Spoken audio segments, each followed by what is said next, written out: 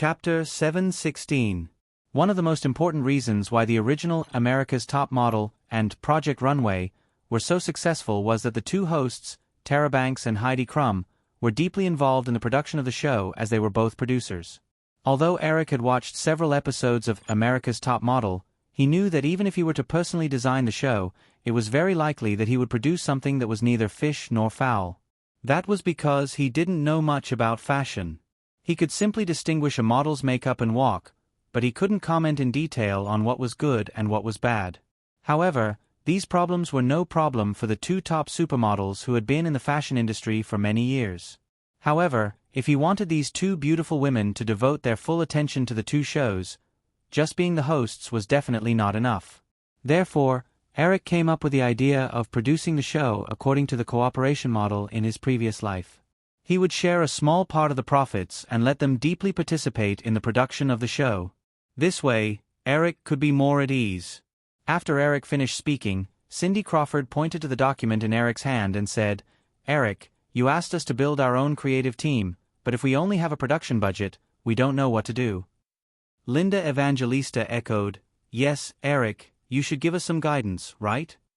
Let's divide the tasks first." Eric smiled and handed the two documents in his hand to Cindy Crawford and Linda Evangelista respectively. He said, "According to my understanding of the two of you, I think Cindy is more suitable for America's Top Model.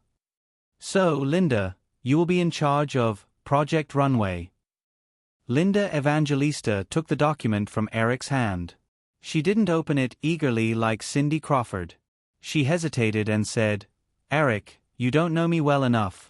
Otherwise, you would know that I am more suitable for America's Top Model.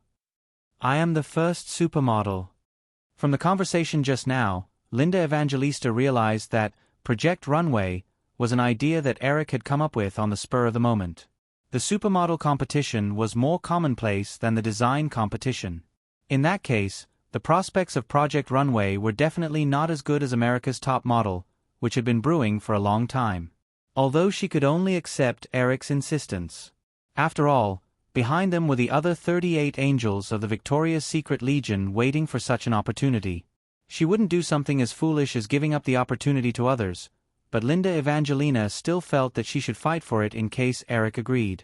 Before Eric could say anything, Cindy Crawford retorted, "Linda, I am the first supermodel to be a TV host.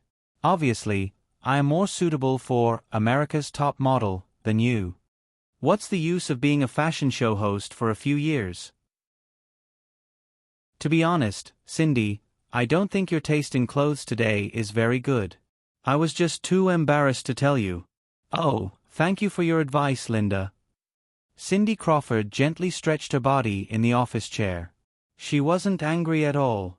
She smiled at Eric and said, "Eric, Linda's taste in clothes is better than mine, so she is more suitable to be the producer of Project Runway." Hee hee. Linda Evangelista didn't expect that she would fall into the trap she dug. She snorted gloomily and looked at Eric. "Hey, don't argue. It's settled." Eric looked at the two women and smiled. "I have more confidence in the two of you now." "Oh, why?"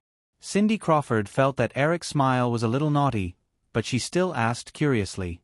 Eric didn't answer directly. Instead, he asked, "Do you know what the most important thing in a reality TV show is?" The two women raised their heads at the same time. Eric didn't keep them in suspense and said with a smile, "The most important thing in a reality show is the drama. The dialogue between the two of you just now doesn't need any editing at all to be added into the scene of the reality show. No matter what kind of reality show it was, there was an element that couldn't be missing. In the West, this element was called the drama. In the East, it was called the drama." Cindy Crawford and Linda Evangelista were a little embarrassed, but Eric didn't mind. He continued, "Actually, the prospects of the projects in your hands are about the same. The most important thing is whether you can do it well. Just like Project Runway, if you can capture the essence of a reality show, even if the audience doesn't understand fashion design at all, they can find the fun of watching the contestants compete." Cindy Crawford happened to watch Survivor. When she heard Eric say this, she asked, "Eric, I have always been wondering, does Survivor have a script?" Eric nodded and said with a smile, "Yes, it does." Cindy Crawford suddenly felt like she had been cheated. After all, Survivor had always used a completely unscripted show as a marketing gimmick. In the past, she had liked Survivor more. Then, the things we see on TV, they were all planned? You will have to do it yourself, so you definitely need to understand this. Reality TV shows definitely have a script, but this kind of script is not the kind of script used in movies and TV series. It is a script for the show. In this kind of script, other than some iconic lines of the host, it is mainly based on the contestants' personalities to design some possible plots. Moreover, this kind of plot setting is not forced for the contestants to execute. The program team will guide them in a more subtle way. As Eric spoke, he looked at the two women with a smile and said, "For example, I want the two of you to argue, so I give the project that both of you are more optimistic about to one of you. The other one is dissatisfied, so the situation just now happened." Linda Evangelista said angrily, "Eric, you are really despicable. You are making fun of us again. What I said is the truth." Eric smiled and continued, "In addition, there is also the guidance of benefits. As long as the contestants participating in reality TV are smart enough, they will know what the program team wants them to do. Under the stimulation of a huge sum of money, they will take the initiative to do what the program team wants them to do. The script in the minds of ordinary people is often a script with lines, but the script in reality TV shows is a script with actions. Therefore, it is not a lie that the reality show does not have a script." Cindy Crawford asked, "Eric, what if the contestants are not willing to execute the plot we have designed? There are so many contestants in a reality show, and the production team can collect at least several hours of material during each filming process. However, the official broadcast of each episode is only 43 minutes long. Therefore, you can completely choose the scenes that meet your needs from a pile of material. If all the material is not good enough, then the problem will definitely lie with you. In addition, for those contestants who are stubborn, the result is very simple: pass. At the end of the show, there will be fewer and fewer contestants. At that time, there is no need to worry at all, because those who can stay will definitely be familiar with the rules and willing to accept them." Wow, it feels like my whole outlook on life is about to be turned upside down. Then, is this still a professional reality show? I mean, can our professional knowledge be used? Linda Evangelista opened her small mouth exaggeratedly and sighed. Eric nodded and said, "Of course, if the fashion designer in your show can produce works that amaze everyone in the future, for the sake of fairness, you will definitely have to keep him or her. This is the principle that strength trumps everything. However, the possibility of people with this kind of strength participating in a reality show is definitely very low." Cindy Crawford did not feel as emotional as Linda Evangelista. She was thinking about more practical things and said, "Eric, I was thinking, can you transfer 1 or 2 skilled producers from the Survivor project to us?" "Of course, even if you did not mention this, I would have done so. I just said that Firefly will provide some staff for you. This is what I was referring to." Linda Evangelista was not to be outdone. She asked, "Then Eric, can you briefly explain your thoughts on Project Runway?" "I can't possibly produce it without any direction, right?" Although he had not watched Project Runway before, it was a copycat of America's Top Model, so Eric could roughly figure out the format of the show. He said, "First, you have to build a creative team. Firefly will transfer a few professionals who have participated in the production of Survivor to you. But if you completely copy the format of Survivor, I can almost predict that this show will fail. Therefore, you have to create your own style on the basis of Survivor. Take Project Runway as an example. You'll need to find a few judges. There will be 3 permanent judges, including yourself, a veteran fashion designer, and the chief editor of a fashion magazine. You can look for them from the Hearst Group. They will cooperate with you.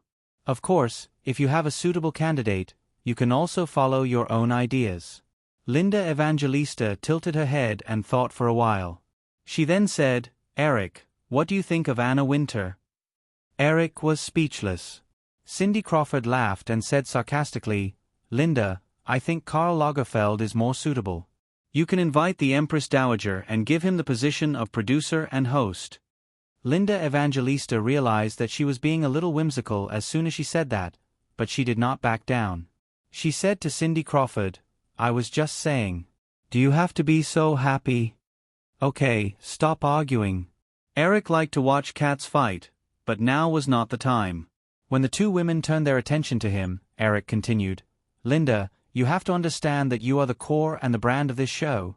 Therefore, the most famous person in this show can only be you. Even I will be completely hidden behind the scenes and will not appear on any producer's list. In terms of selecting judges and guests, at least the two regular guests must not be more famous than you. You also have to consider the sustainability of the guests. Even if you have the connections, you can't let others attend the show for free. You have to pay for the guests. However, the budget of this show is only $20 million, which is not a big deal. Therefore, you can occasionally invite big names in some special episodes, which can be regarded as a surprise to the audience. But more often, it's better to invite people who are slightly famous but not so famous." Linda Evangelista nodded and said, "What about the others? I just happened to watch Survivor. Are we going to do the same thing as Survivor and use a 2 versus 1 grouping system? In this aspect, you and your team will have to figure it out on your own. I can only give you some of my own ideas. It's definitely not possible to fight in groups. You have to know that every designer is a complete individual. They have their own style. Therefore, during the show, you can fight in groups. However, most of the time, it's best to fight in single-person mode. Well, I think you can choose a theme for each episode, set a time for them to work on it, and judge according to their work. Then, they will be eliminated one by one, and finally the winner will be. Well, the structure of each episode is roughly like this." Cindy Crawford said, "Eric, what's the reward for our winner? Is it also $1 million? That's definitely not possible. We're a niche program on a niche TV station, so we can only get 100,000 yuan. Isn't $100,000 too stingy? Do you think everyone has such a high income like you too? The average annual salary of Americans is less than $50,000.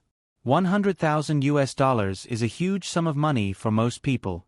In order to maintain enough authenticity, the contestants of the two shows in your hands must be strictly limited to the ordinary class. The best model is a young girl in a small town, and the designer can't be too professional. In addition, the final prize can't be just money. In addition to the prize money, the final prize of America's top model also needs to provide resources that the model needs to become famous. For example, a chance to appear on the cover of a top fashion magazine. This will be supported by the Hearst Group.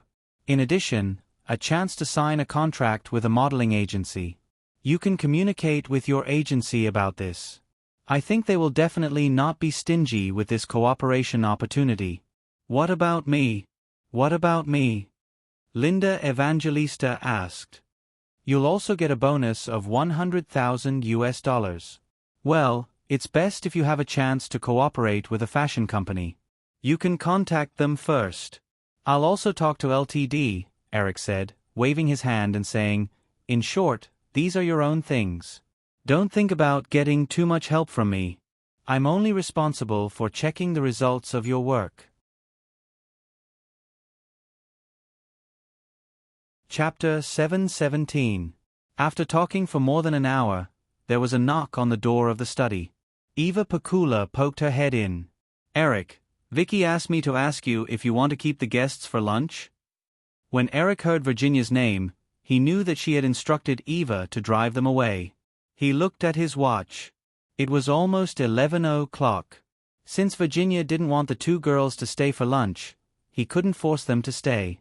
He said to Eva, No, we've finished talking. Cindy and Linda can go back to New York. Oh, then I'll tell Vicky. Eva winked mischievously and retracted her head. The door was gently closed. In that case, you can go back first. I'll treat you to lunch when I'm free.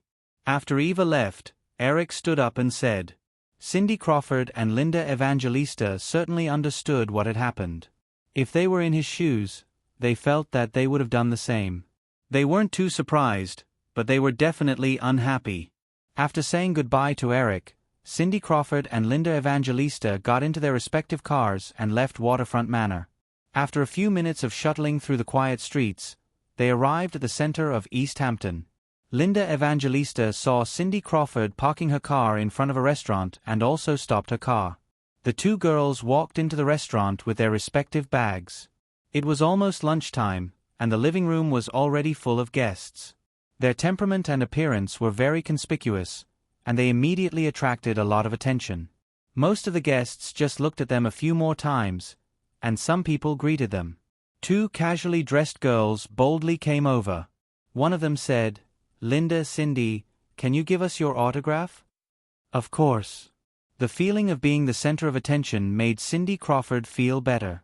She nodded happily, took the pen and paper from the girl's hand, quickly signed it, and handed it to Linda Evangelista next to her. While signing their names, the two girls did not stop talking. They chattered. "I didn't expect you to live here. Jill even said that we might not meet any famous people here. Oh, we're here for a vacation. The white beach in East Hampton is really beautiful. It's a pity that it's a little cold now, so it's not suitable for swimming."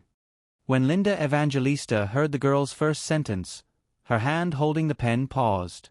She quickly finished the last few strokes and returned the pen and paper to the two girls. However, she didn't have much interest in continuing to communicate with the two little fans in front of her. After a few simple words, the two women found a seat under the guidance of the waiter.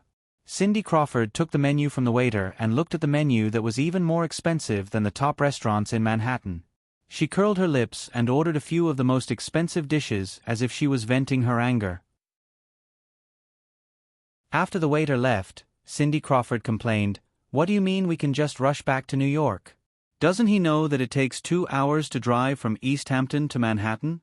We'll starve to death if we rush back." Listening to Cindy Crawford's envious and indignant tone, Linda Evangelista was not so depressed. She took out the document that Eric gave them from her satchel and leisurely flipped through it.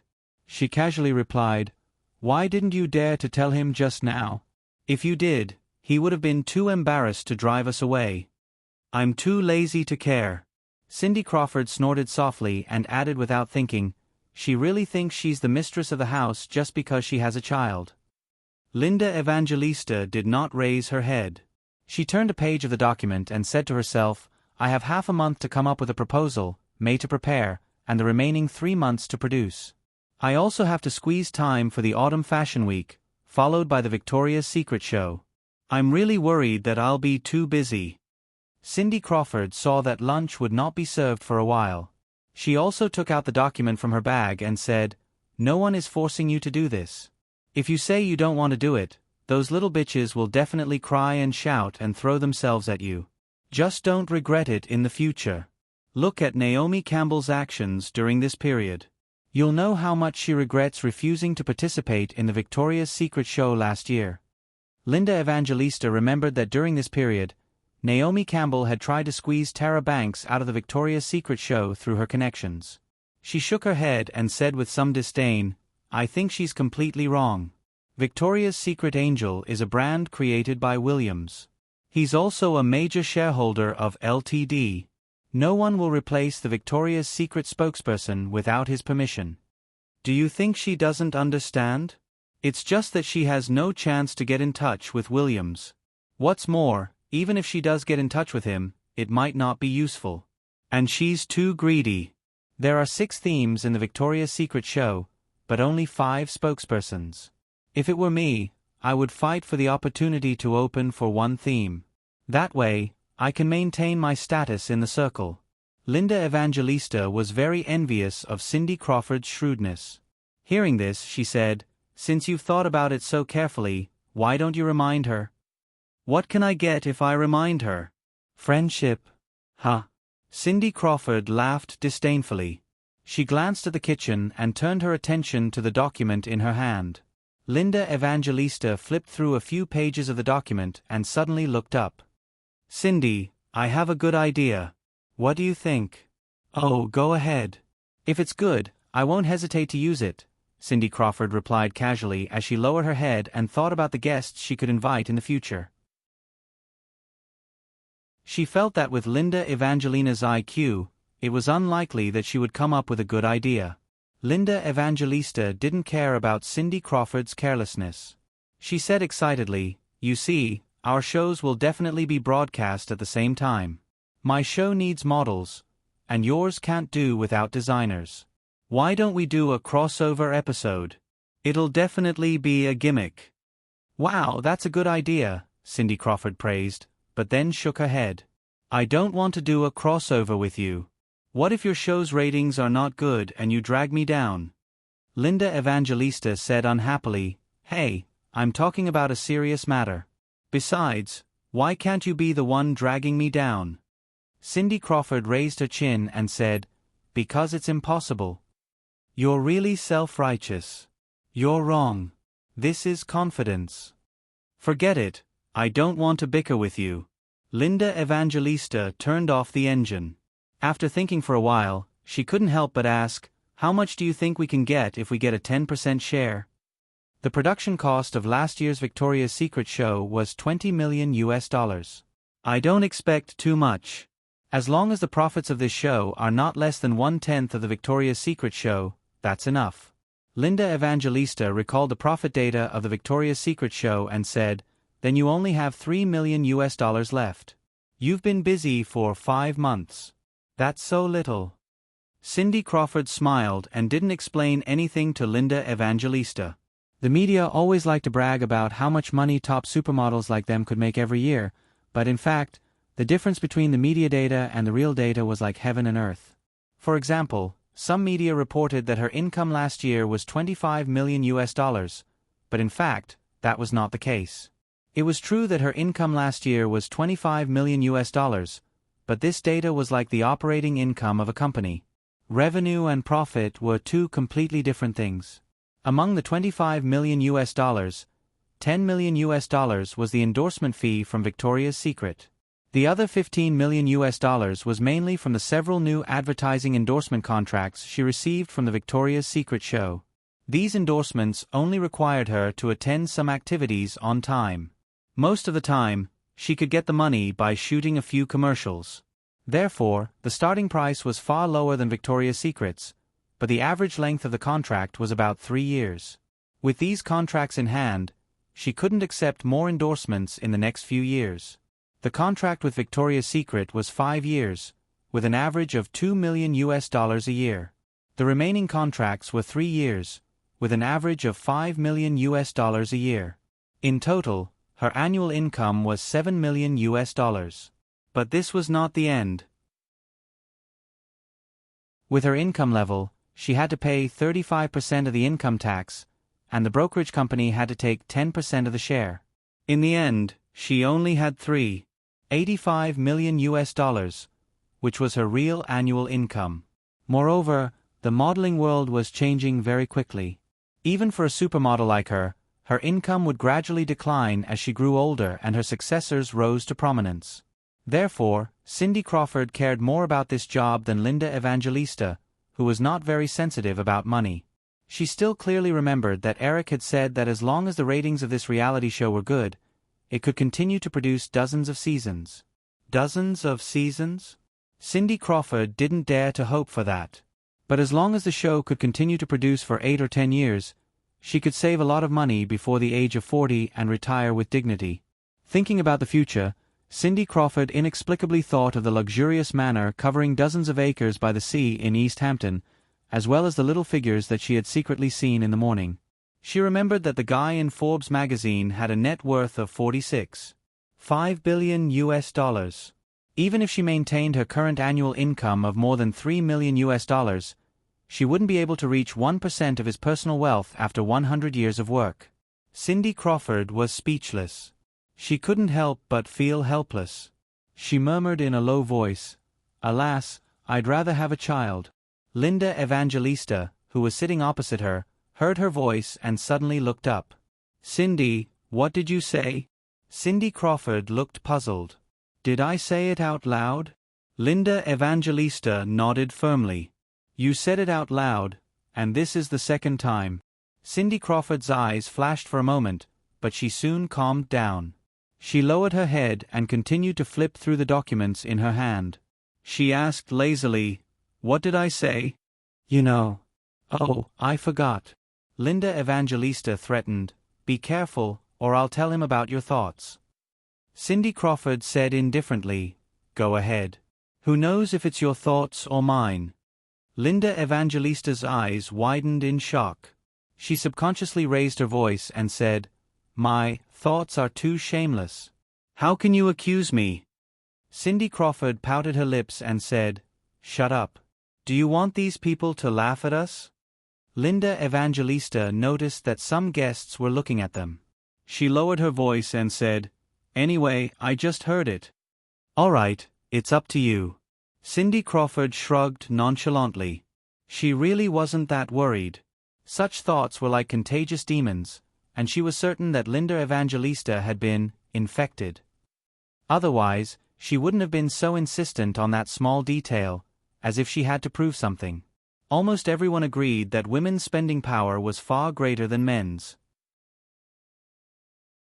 Therefore, Lifetime TV had this kind of potential consumer base, because the TV station's advertising clients would definitely favor the female audience. The American cable TV market had been brewing for more than a decade and was on the verge of exploding.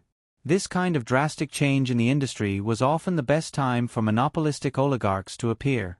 Although there wasn't a dominant female TV station in the original universe, no one doubted that the cable TV market had this kind of potential.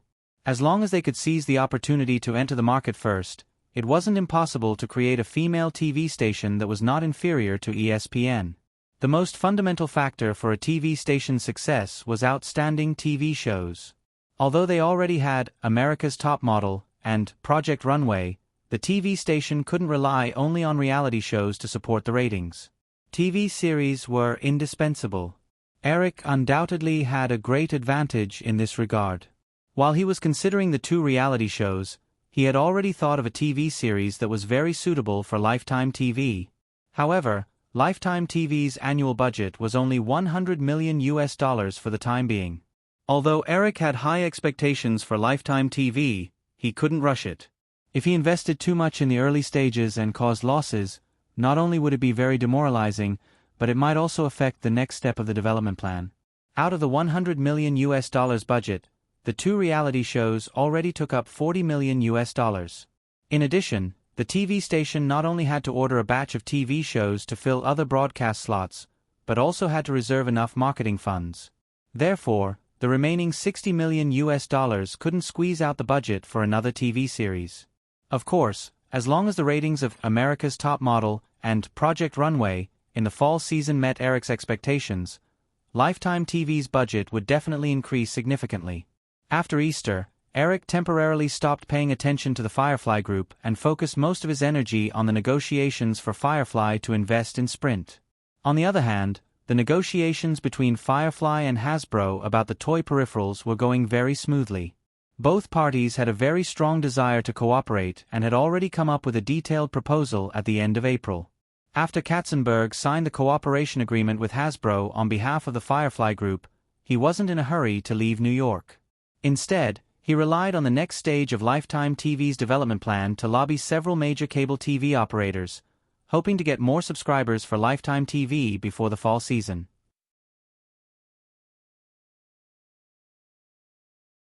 Chapter 718. Throughout May, Eric and Chris had been working hard to get Firefly Investments to invest in Sprint, a telecommunications operator. The two parties had already finalized a rough transaction plan in early May. Sprint would issue 400 million shares to Firefly Investments in exchange for a $1.32 billion capital injection. After the transaction, Sprint's total share capital would be expanded to 4 billion shares. Firefly Investments would hold 10% of the shares and would obtain 2 board seats on Sprint's board of directors. As long as the transaction was successful, Sprint would also adopt Qualcomm's CDMA technology with the help of Firefly's investment. However, after the two parties drafted the transaction plan, the matter was far from over. Although the entry threshold for the telecommunications industry was gradually being relaxed, as an industry that was strictly regulated by any country, it still needed to go through layers of review to successfully enter. Firefly and Sprint first needed to submit the proposal to the U.S. Federal Trade Commission, FTC, for antitrust review. Firefly Investments not only owned Qualcomm, which was involved in mobile communications technology research and development, but also controlled Nokia, which produced mobile communications base stations and terminal equipment. If they successfully invested in Sprint, they would basically have access to the entire mobile communications industry chain. The suspicion of a monopoly was very obvious. If it were 10 years ago, this transaction plan would have been immediately rejected by the FTC after it was submitted. However, in recent years, the federal government continued to relax legal restrictions in the telecommunications industry, which made it possible for the transaction plan to be approved. After Eric and Chris personally attended several FTC hearings on the transaction and privately mobilized public relations to lobby, the FTC finally approved the transaction at the end of May. While dealing with the FTC, Firefly Investments and Sprint also submitted relevant applications to the Federal Trade Commission, SEC, and the Federal Communications Commission, FCC. After the FTC, which was the most unpredictable, passed, the remaining two departments were much simpler.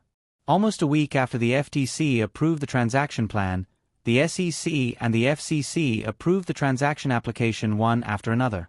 On May 26, the signing ceremony between Firefly Investments and Sprint was officially held at Sprint's headquarters in Manhattan. At the press conference after the signing ceremony, Firefly Investments and Sprint executives officially announced to the public that Sprint would engage in in-depth cooperation with Qualcomm to use CDMA technology to build a national mobile communications network. A month ago, after receiving $300 million in bond financing from Firefly, Verizon announced that it was joining the CDMA camp. At this time, the Sprint Group, which owned nearly half of the Class A and Class B mobile telecommunications licenses, announced its participation once again. This marked the end of the dispute over the U.S. mobile telecommunications technology standards. Not only did CDMA technology escape the fate of being completely abandoned, but it also successfully occupied more than half of the U.S. mobile telecommunications market. As soon as the press conference ended, the stock price of Qualcomm on the public market began to rise in a straight line. By the end of the day, the stock price had soared by 8% in a few hours. The price of each share easily broke through the $30 mark and reached $31.5. Compared with the stock price of about $17 at the end of last year, the market value of Qualcomm had risen by 85% in just half a year. It was only a matter of time before it doubled. The last time I went to San Diego, Qualcomm had just started to select the location for their communications equipment manufacturing factory. It would be at least the end of the year before they could start large-scale production. Although Sprint agreed to use CDMA technology, they can't wait for half a year. They decided to temporarily lay down the GSM network in Washington. In addition, Qualcomm originally planned to cooperate with Sony to build a factory, but I rejected the proposal. Even if they were to cooperate, the partner would definitely be Nokia. This is also a good time for Nokia to enter the US market. Qualcomm had licensed a full set of CDMA technology to Nokia before we took control of Nokia in 1991. Although Nokia focuses on GSM research and development, they still have some foundation in this field. They can also provide a group of professional management personnel for Qualcomm's equipment manufacturing factory. The next day, which happened to be Saturday, after a busy day yesterday, most of the things were finally finished. Chris brought Emily to East Hampton. However, the two quickly went into Eric's study to talk about business. Of course, the topic was still about Qualcomm. Chris was very clear that Eric's recent series of plans were mainly for Qualcomm. Eric leaned back in his chair and listened to Chris. He said, "When it comes to GSM and CDMA, I think that neither side can drive the other out of the market in a short period of time. Therefore, the integration of these two technologies is the best way to go." Just like the DVD format dispute this time, the two major DVD technology standard camps were very smart. They didn't waste another 8 to 10 years on R+ and R to determine the winner. Instead, they chose to support each other. The DVD standard had been set for some years. However, due to the lower cost of DVD piracy, several major Hollywood film studios had been trying to delay the launch of DVD. But after delaying for so long, it was impossible for them to delay any longer. With Sony's videotape lawsuit as an example, Hollywood could no longer hope to use lawsuits to stop the emergence of DVDs. After the summer break, the major DVD manufacturers will introduce DVD players. Chris also knew some information in this area. He said, the standards held by the two major DVD technology camps are actually of the same generation, so it is not difficult to support each other. But GSM and CDMA are two completely different technology standards. It is basically impossible to integrate them. Eric said, I am not talking about integration at the operator level, but integration at the terminal level. Nokia has GSM technology, and Qualcomm has CDMA technology. Both sides have a very deep technical accumulation in these two standards. Therefore, it is not difficult for us to launch a mobile phone that can support GSM and CDMA networks at the same time. Mobile phones with dual and full network connectivity that supported multiple network standards were very common in the future. But in 1995, the new generation of digital communication technology had just become widespread. The major technology camps were all thinking about how to squeeze each other out of the market. They did not consider coexistence or even integration at all. Therefore, multi-network mobile phones were definitely a very novel concept. Chris's eyes suddenly lit up. He said, Eric, this is a great idea. I think, why don't we hold a conference call tomorrow to discuss this matter with Yoma Alala and Owen Jacob? A mobile phone that supports GSM and CDMA networks at the same time will definitely not have a big market in Europe. However, the coexistence of GSM and CDMA networks in North America has been confirmed. This mobile phone will definitely be very promising. You arrange it. Jurassic Park 2 will be released on June 2nd. I can probably stay in New York for another week, Eric replied. He also planned to have a detailed discussion with Nokia's CEO, Yoma Alala. Nokia was the first communication equipment manufacturer to bet on GSM technology. This was also the key to its rapid rise in recent years. Although it did not completely monopolize CDMA technology patents like Qualcomm, Nokia had the most patents in GSM technology among the world's major communication equipment manufacturers. A few months ago, when the news of Firefly investing in Qualcomm came out, Yoma Alala had doubts about Eric's approach in an email. In his opinion, banning Qualcomm's CDMA technology was more in line with Nokia's interests. Now, not only did Eric not do that, but he also strongly supported CDMA technology to seize half of the mobile communication market in the United States. Even if Yoma Alala did not react strongly on the surface, he would definitely have a knot in his heart. Although Eric had already explained his intentions to him on the phone and in emails, more communication would definitely be beneficial. Only by maintaining sufficient communication and understanding each other's intentions could Eric rest assured that his companies would be managed by his managers. He could also save more time to do other things. Chris habitually took out a small memo from his shirt pocket and solemnly wrote down this matter. He then said to Eric, "This matter is resolved. I think we should talk about Yahoo. I have been in contact with Ian and the others recently. I understand their general idea," Eric nodded and said. The original equity incentive contract expired this year. The Firefly investment team had begun to evaluate the work of Yahoo's main management in order to determine the share of equity rewards they could receive. Eric's original plan was to launch Yahoo's IPO plan after this equity incentive plan ended. But recently, several senior executives unanimously hoped that Eric could postpone Yahoo's listing date. Their reasons were quite good. The capital market was extremely profitable. Once Yahoo went public, the company would have to face performance pressure and give up its current stable development strategy. Under the repeated persuasion of Yahoo's management, Eric also began to seriously consider this issue. A few years ago, Eric's original idea was to go public in 1995. When the dot-com bubble quickly inflated, his Yahoo shares would have passed the lock-up period. He could take advantage of Yahoo's inflated share price to cash out a large amount of money from the capital market. At the end of the day, Eric's original plan had a very obvious opportunistic mentality. Subconsciously, he only wanted to cash out and leave, instead of running Yahoo well. After a few years of mental stability, Eric also realized that if he maintained this mentality, his career would definitely hit a bottleneck one day. Chris saw Eric's expression and asked, "So, Eric, what do you think now?" "What about you? You also agree with their idea, right?" Eric smiled and asked back. Chris nodded. "The capital market is very keen on investing in the internet market. That's why I think we should postpone our listing for a few years and wait for Yahoo to have a brighter future." Eric recalled that in his original spacetime, the Nasdaq index started to rise in 1998. Within 2 years, it had increased from 1,000 points to 5,000 points. If Yahoo was listed after 1998, the initial public offering would be several times more than what it is now.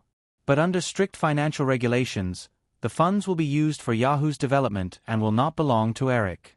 Although he can use some methods to transfer some of the funds out, there are legal risks. It is safer than selling his shares. Cash out, cash out, cash out. Eric kept repeating this phrase in his heart for a few years and suddenly realized that he does not lack money. No matter how much he sells, he will still need to invest it. Eric was enlightened and said to Chris, "All right. We will postpone the IPO. But no matter what, we should complete the IPO before the contract with Microsoft takes effect." "Of course." Chris relaxed and smiled.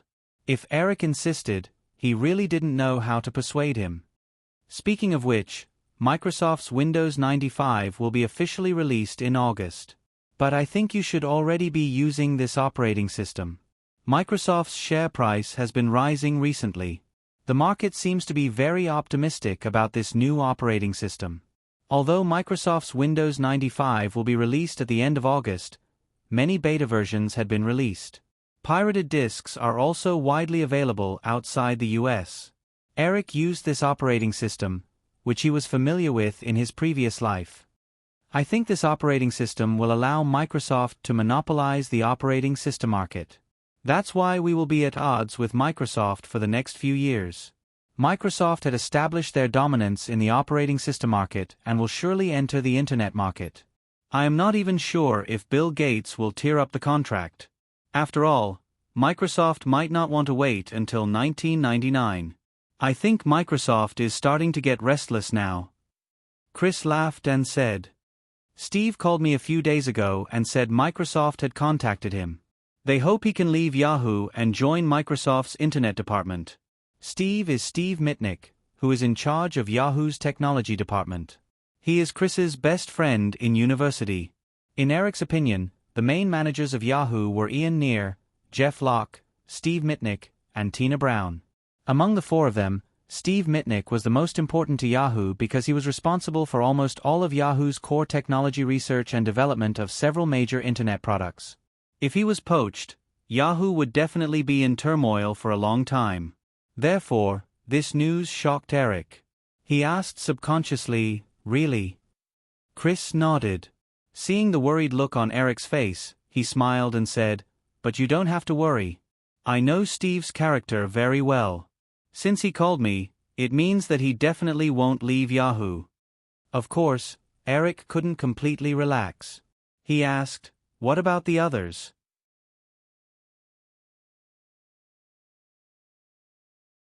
Chapter 719. Chris is more relaxed than Eric. Based on the initial estimates, Ian and Steve will get 3 million shares each. Jeff Locke will get 2 million shares, and Tina Brown will get 1 million shares. Based on Wall Street's valuation of Yahoo at $5 billion, they will become billionaires with this equity incentive plan. The chances of the four of them leaving Yahoo is very low. Other than them, there will be a group of middle to low-level managers and top employees who will get up to 200,000 shares and 10,000 shares. Some of these people might be poached, but it will not affect Yahoo. Yahoo's share capital is about 100 million shares. Based on Wall Street's valuation of Yahoo at $5 billion, each share is worth $50. After this equity incentive plan is implemented, Yahoo will have more than a dozen millionaires. It is not difficult for web portals to imitate other web portals. If Yahoo wants to stay in the lead for a long time, they need to invest heavily in R&D and set up patent barriers. They also need to prevent core employees from leaving. This is the reason why Eric set up this equity incentive plan. If he cannot recruit these top management and top employees with a large sum of money, once these experienced people leave Yahoo, they will be able to replicate Yahoo's model with the help of competitors. Although Chris is not worried about Microsoft trying to poach these top employees, Eric does not think so. Microsoft must have known about Yahoo's internal equity incentive plan, but they still tried to test Steve Mitnick. This meant that they were prepared to pay a high price for it. Yahoo's equity incentive plan would be finalized at the end of July, but there was no free lunch in this world. These shares were not only a reward for the past few years of hard work of Yahoo's management, but it also meant that the employees who received the rewards would be bound to Yahoo. According to the original agreement, if the employee who received the equity award chose to resign within 5 years, not only would the shares in their hands be redeemed by Yahoo at the price of the equity award, but the resigning employee would also be restricted from doing any internet-related work for the next 5 years, or they would face a huge compensation claim. The internet industry is developing at a month-to-month pace. Leaving the industry for 5 years means being eliminated. Eric believed that July would be a very important watershed for Yahoo. The internet industry had just started to rise, and there were countless opportunities to become rich overnight. Therefore, before the equity incentive plan was officially implemented at the end of July, there would definitely be a group of Yahoo employees who would choose to give up on the lucrative equity rewards and join other companies or even start their own companies.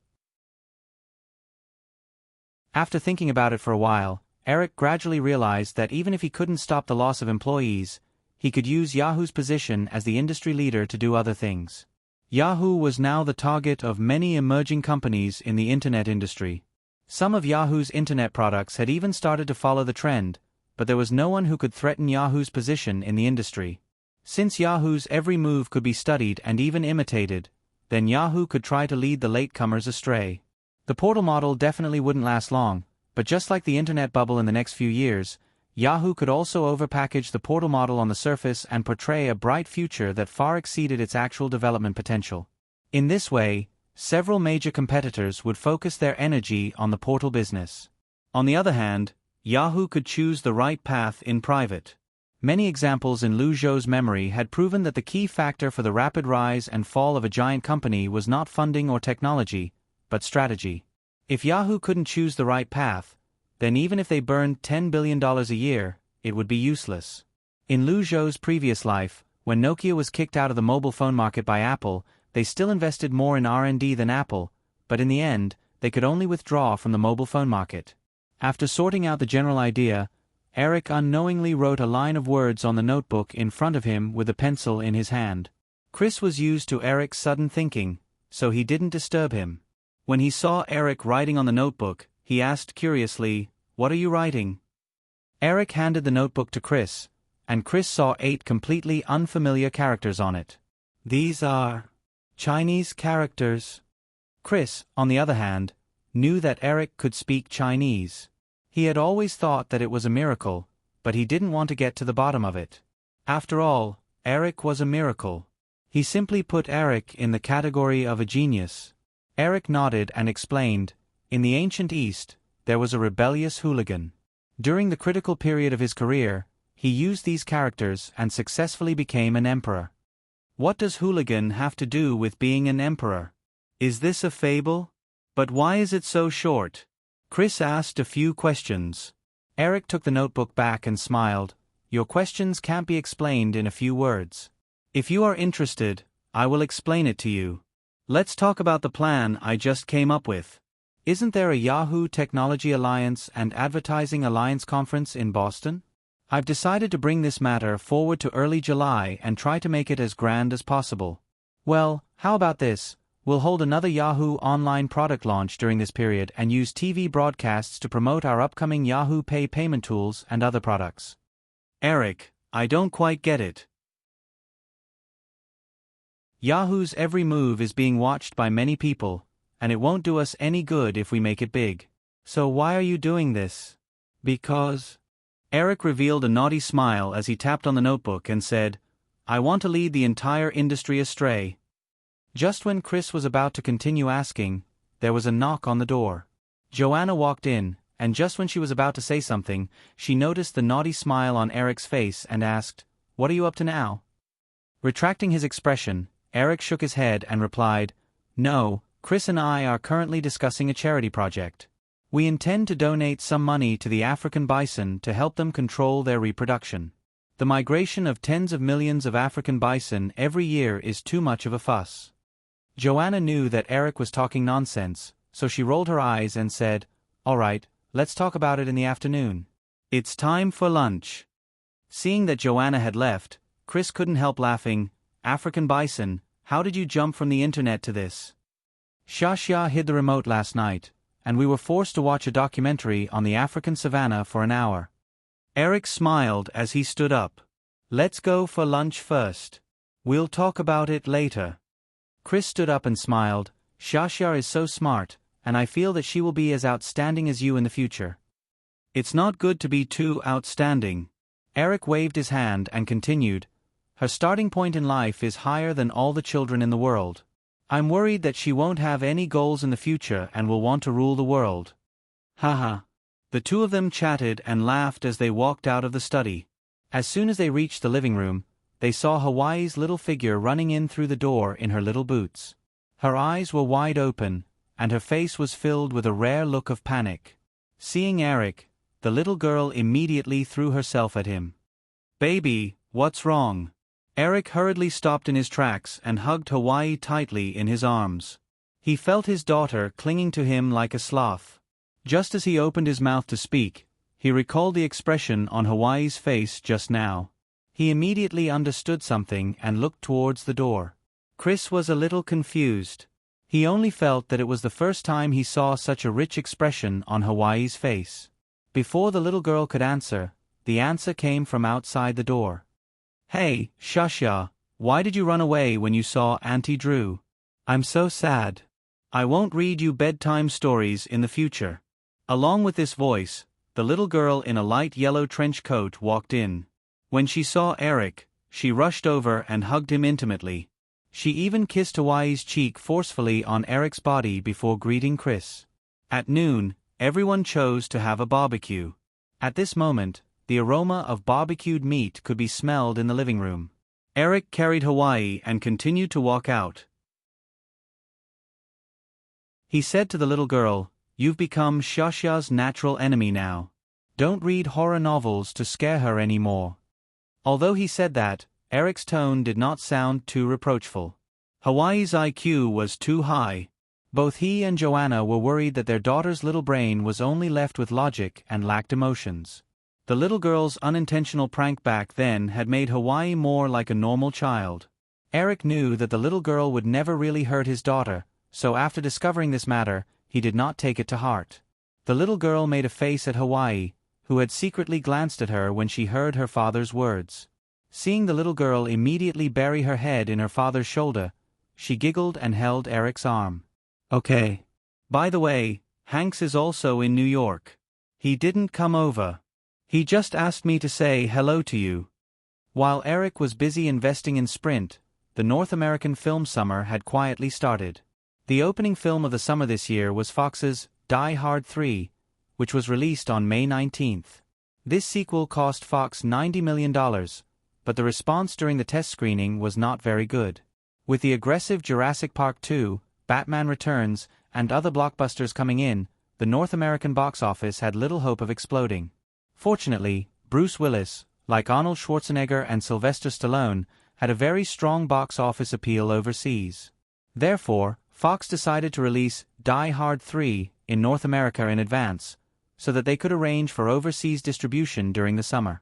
Die Hard 3 did not disappoint. The box office in the first week was only $29 million, which was almost a bleak result for a $90 million production cost. Fox had decided to shelve the series for a long time. Yesterday, May 26th, was the second week of the summer. The Warner film, Fair Game, which Eric had accidentally interfered with, was released. The cost of this action film was $50 million, and the female lead was changed from Cindy Crawford to Claudia Schiffer. It was said that the script had been greatly revised, but no one knew how it would turn out. Eric did not pay attention to the box office for the time being. Forrest Gump was set to be released on June 9th. Eric handed the film over to Flower Pictures for distribution. Drew came to New York to lead the crew on a promotional tour. In the words of his previous life, it was a road show. Help me say hello to him too. The three of them walked out of the villa. Eric handed the Hawaiian to Joanna, rolled up his sleeves and walked to the barbecue grill to help. He continued to say to the girl beside him, "When are you leaving New York?" "Hanks is filming the Reno show today. We'll go to Washington tomorrow, and the next stop will be Miami. Then we'll go back to the West Coast, starting from Seattle." The girl told Eric about her itinerary, picked up a skewer of chicken wings from the table, and stood beside him to barbecue. She said, "Eric, Amy found out that Kirk Cotterian has recently started contacting MGM again. One of her friends saw Kirk Cotterian and Frank Marcheso at a party last week." Eric's hand that was flipping the barbecue paused. He then shook his head and smiled. "Let's eat first. Don't worry about her. I'll call Frank Marcheso tonight. You just focus on the release of Forrest Gump." "Okay." The girl nodded. She was just reminding Eric. As long as Eric knew what to do, she wouldn't worry about these things. For the current MGM, in addition to the 007 series, several other profitable film series such as Breakin' Girls and Resident Evil were under Eric's control. The copyright of Wonder Night at the Museum, which was about to be released in the summer, was in the hands of Flower Pictures. Without Eric's approval, Credit Lyonnais wouldn't be able to sell MGM for a good price. As for Kirk Cotterian, the casino tycoon, Eric would definitely not allow him to enter Hollywood again. After lunch, Eric and Chris discussed in detail the plan to use Yahoo to mislead other competitors. The current internet environment belonged to the era of Internet 1.0. In this period, users had just come into contact with the internet. They were both confused and curious about all the information on the internet. Therefore, portals that acted as content guides seemed promising on the surface. But in fact, for users, this period was only the initial stage of users' understanding of the internet. As they became more and more familiar with the internet environment, the attraction of portals that could only provide them with customized content would be greatly weakened. Users would begin to have various personalized needs. Therefore, after the internet content accumulated in the 1.0 era and became very rich, the 2.0 era of the internet that satisfied the personalized needs of users gradually began. Although portals were not completely eliminated, they were reduced to little value. Web products such as search engines that provided users with information retrieval needs and blogs that satisfied users' social needs began to flourish. What Eric wanted to do was to use the media resources of Firefly Group and Yahoo to expand the development prospects of portals as much as possible through publicity. This would trap the attention of the main competitors on the portal business. Then, while maintaining Yahoo's position in the 1.0 era as much as possible, he would make arrangements for the 2.0 era in advance. Yahoo had temporarily cancelled its IPO plan and did not need to disclose any details in the next few years. Therefore, this plan was very feasible. In the process of blowing this brilliant bubble, even if some people could stay awake, unless Eric was unlucky enough to encounter a difficult opponent like Microsoft, Yahoo had enough power to recruit or destroy these sober people in advance.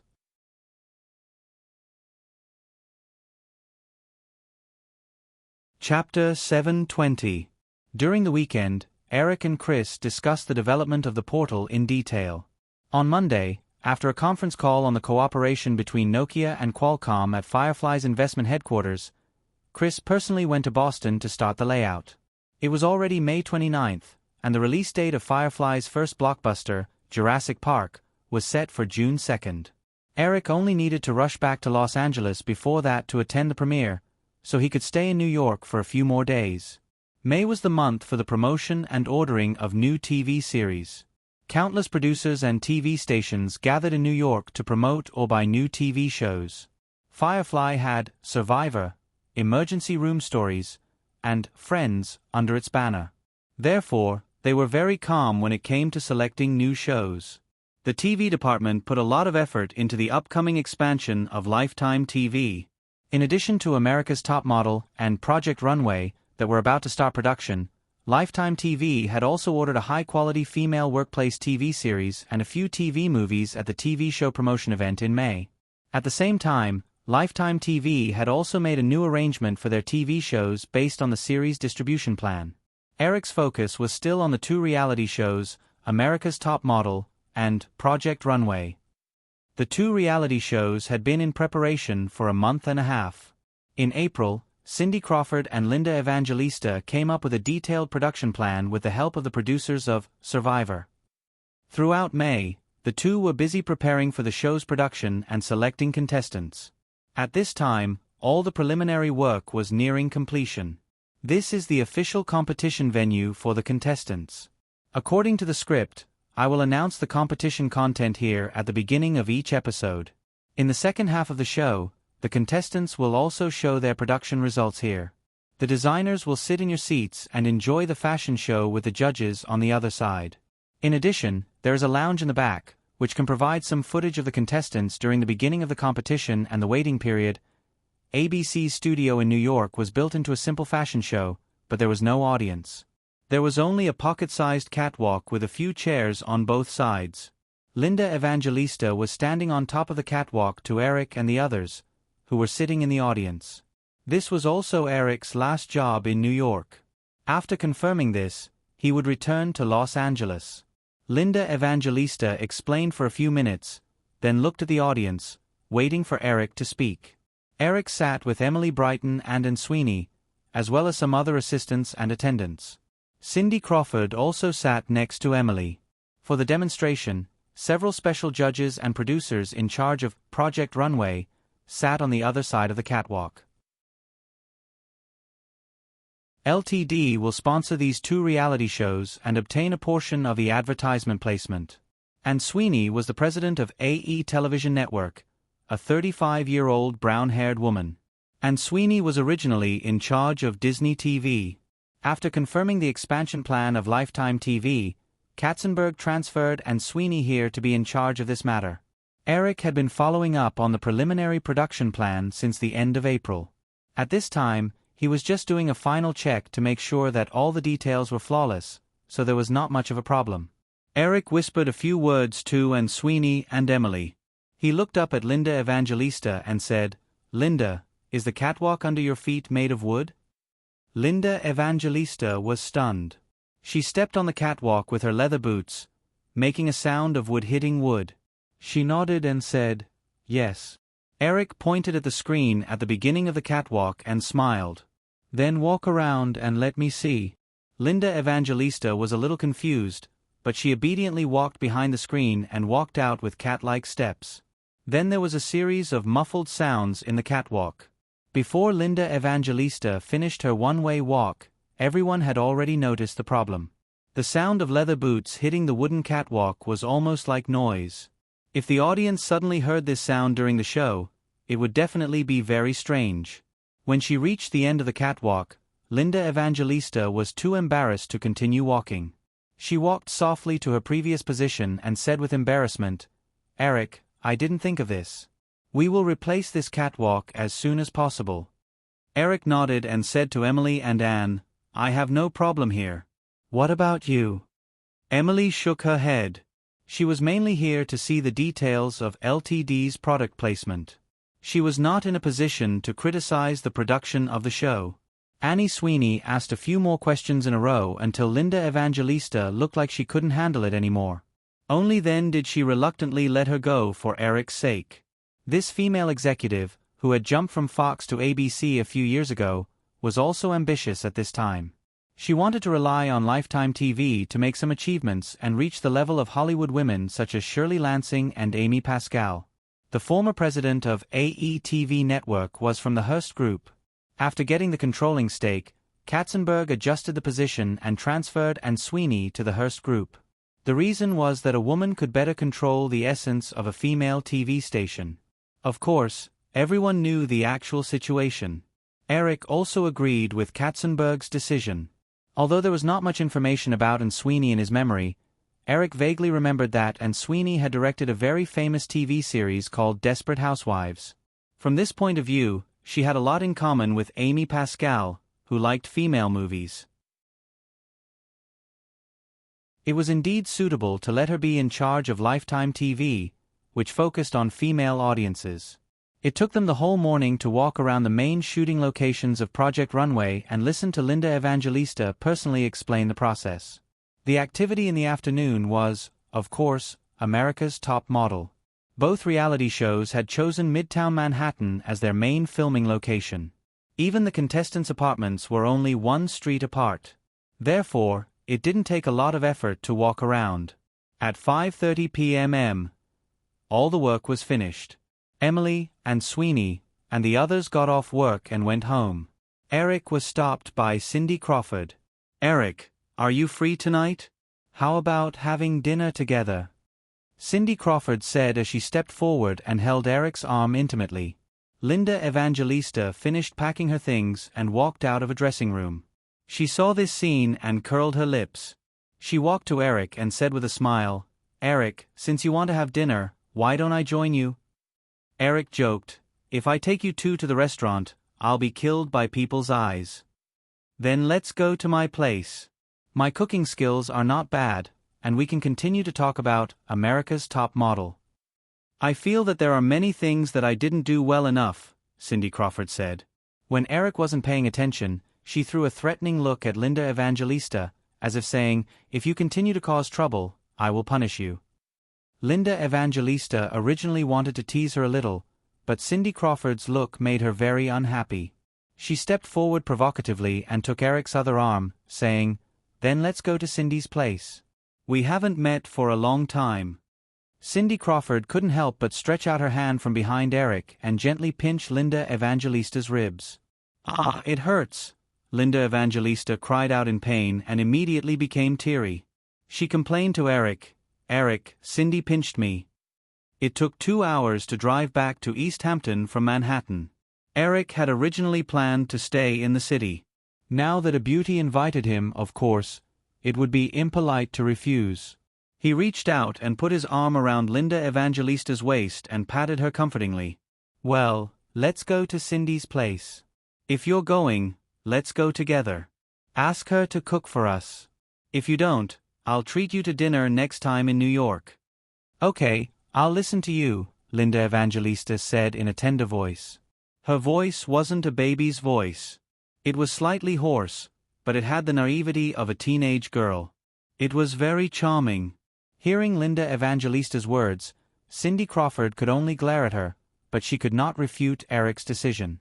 They went downstairs to the parking lot and squeezed into Cindy Crawford's car. Cindy Crawford's apartment was in the Upper East Side. Although it was not far, it happened to be after work, so it took about 10 minutes to drive there. Realizing that her plan would definitely be ruined by Linda Evangelista, Cindy Crawford decisively focused on America's Top Model. While driving, she said to Eric, "Eric, what do you think of our preparation?" "It's all good. I'm looking forward to seeing the results of your work." After a tiring day, Eric did not have much energy to talk about this. He just gave a simple answer. In fact, in the process of following up, he had a very deep evaluation of the two shows. America's Top Model, which Cindy Crawford was in charge of, had a more imaginative format.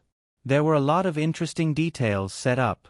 She also paid a lot of attention to the interaction between the host and the contestants, and she had more personal appearances. Comparatively speaking, Project Runway's format was relatively fixed. Each episode was 43 minutes, divided into several fixed program modules, and focused more on showing the contestants' abilities. Eric was quite satisfied with the results of their work. He couldn't say which one was better or worse. Besides, he didn't want the two shows to be exactly the same. Linda Evangelista listened attentively. Seeing that Eric did not go into too much detail, she thought of something else and asked, "Eric, the second season of Survivor just ended. I heard that the viewership of the final episode hit 50 million. How much money can ABC make from this show?" Eric shook his head and said with a smile, "This is an internal secret of the company, so I can't tell you. However, as long as the show in your hands can reach 10% of Survivor's level, it will be enough to fill up your little pockets." In fact, Eric was not very clear about the specific revenue of the second season of Survivor. Now that the second season had just finished airing, there was only preliminary advertising revenue data.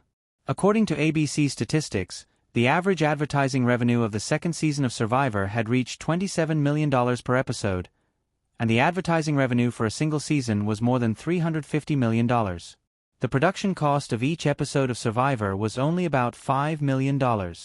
After the later video distribution and syndication, Firefly could earn at least 10 times more.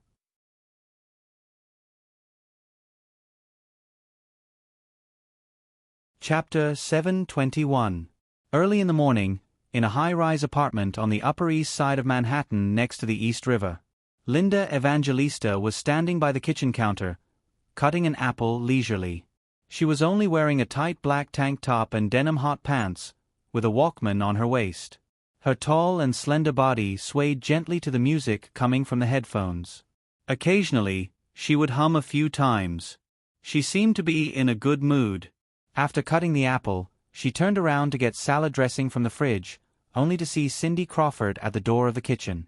Her body was leaning against the door frame, and her thick brown hair was loose. Her eyes were gloomy, like a witch. "Ah, you scared me." Linda Evangelista noticed the expression on Cindy Crawford's face. She subconsciously stepped back and leaned against the fridge door. After a moment of panic, she quickly took off her headphones, pretending to be calm. She giggled as if nothing had happened and said, "Good morning, Cindy." Cindy Crawford crossed her arms in front of her chest and looked up and down at Linda Evangelista. Her voice was still gloomy as she said, "This is my tank top." "Ah, we have the same figure." "Hee, very suitable." Cindy Crawford looked down and said, "My hot pants." Linda Evangelista waved her small hands and said, "Oh, a little fat, but it's okay." "And my Walkman."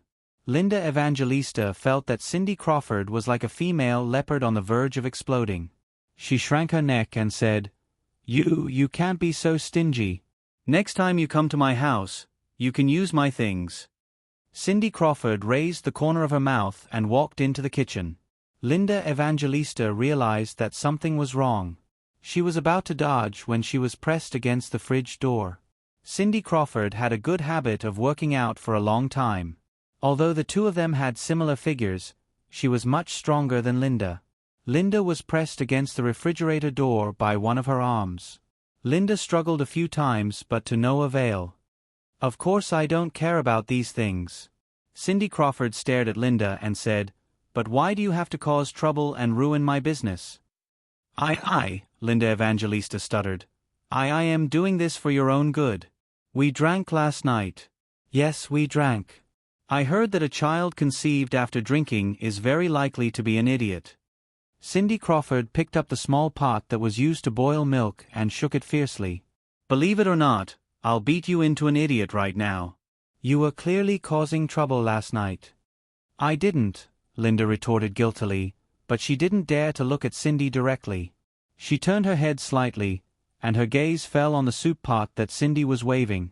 For some reason, his little sweetheart, who had been scared witless by Cindy's sudden transformation into the Dark Queen, inexplicably calmed down when she saw the pot of soup. She even found it somewhat funny and laughed out loud.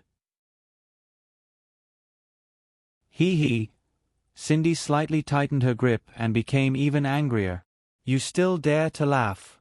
After laughing, Linda became a little bolder and said, "Cindy, let go of me. Otherwise, when Eric wakes up, I can't guarantee that I won't say anything." Cindy subconsciously loosened her arm a little, but she immediately exerted more force. She waved the small pot in her right hand and threatened, "I don't care whether you want to eat this or not, but if you dare to smash the pot, I'll really teach you a lesson." Okay, I won't say anything." Linda Evangelista put her hands together and begged for mercy. She didn't dare to really provoke Cindy. Being hit by the small pot would definitely hurt. Seeing that she had given in, Cindy also stopped and let go of her arm. When Cindy let go of her, Linda rubbed her chest and sniffled. She stared at Cindy's mouth and teased, "I think the most important thing for you to do now is to brush your teeth." After venting her anger, the little flame in Cindy's heart that was about to be extinguished jumped up again after hearing Linda's words. She remembered that at the critical moment last night, her bad friend suddenly pressed the back of her head, and she became even angrier. If it weren't for her, she might have succeeded. Yes, but before we brush our teeth, we should be intimate with each other, Cindy said as she threw the small pot of soup in her hand to the side. She rushed forward and grabbed Linda's head, which was about to dodge, with both hands at lightning speed. Linda Evangelista realized what Cindy wanted to do and struggled hard. "What are you doing?" "Stop, Cindy, I was wrong, As soon as Eric woke up and walked out of the bedroom, he heard the woman struggling. He quickly followed the sound and happened to see Cindy kissing Linda on the refrigerator door. Standing at the door and admiring for a while, Eric said with a smile, "Hey, babies, don't you think it's a waste of resources?" Hearing Eric's voice, Cindy Crawford let go of Linda Evangelista. Linda spat a few times at the sink and quickly rushed out of the kitchen to the bathroom. Cindy Crawford quickly combed her messy hair and regained her charming appearance. With a charming smile on her face, she said to Eric, "Good morning, Eric." "Good morning." Eric pointed at the door where Linda Evangelista disappeared. "What are you doing?" "Oh, she wants to taste yogurt." Cindy Crawford shrugged happily, but suddenly realized something and rushed out of the kitchen, shouting, "Hey, Linda, I have spare toothbrushes here. You're not allowed to use my toothbrush." After a while, breakfast was ready. It was already 9 o'clock in the morning. Eric sat down at the table with milk and a plate. He spread out today's newspaper in front of him and read it while eating breakfast. A few minutes later, Cindy Crawford and Linda Evangelista came in with their breakfast. The two women had been in the bathroom for a long time. Eric had already washed up and started to prepare his breakfast, but they hadn't come out yet. During this time, Eric roughly understood what he had seen at the beginning. When Linda Evangelista sat down, she felt that the Walkman was still attached to her waist. She took it off and put it on the table. She picked up the cutlery and picked up the fruit salad on the plate. When she noticed the newspaper in front of Eric, she asked curiously, "Eric, what are you reading?" "Last week's box office statistics," Eric answered casually. "Oh, I remember." Linda Evangelista suddenly became interested. She looked at Cindy Crawford and said, "Fair Game was released last Friday. Did it win the box office?" When Cindy Crawford heard this, she looked up at Eric with a complicated expression. Eric looked at Cindy, shook his head, and said, "No, the first place is Universal's Ghost Horse and Fairies." "Oh, then it must be second place, right?" Linda asked again, looking at Cindy with a hint of schadenfreude. Eric shook his head again. "The second place is Fox's Die Hard 3. "Ah, then, forget it, I'll see for myself." Linda wanted to ask more, but she quickly shook her head and reached out to grab the newspaper. She skimmed through the eye-catching table in the entertainment section and exclaimed, "Wow, why is it so low? It's only 8 million, and it's ranked 6th. This is a new film." "No one said that the audience must like a new film," Eric glanced at Cindy and said to Linda. He inadvertently glanced at the Walkman that Linda had just put on the table. He fixed his gaze and reached out to take the exquisite black music player. He rubbed it in his hand. When Cindy Crawford heard the name Fair Game, she was worried. The female lead of this film should have been her. If the box office was successful, it meant that she had lost a chance to become a first-tier actress in Hollywood. Hearing Linda Evangelista report the box office data, he was finally relieved. The first weekend box office was $8 million, ranked 6th. It was not a success. Cindy Crawford secretly sighed and looked up. She noticed that Eric was playing with her Walkman thoughtfully. She was a little confused, but she still asked the question she was most concerned about. "Eric, did you know that this film would fail?"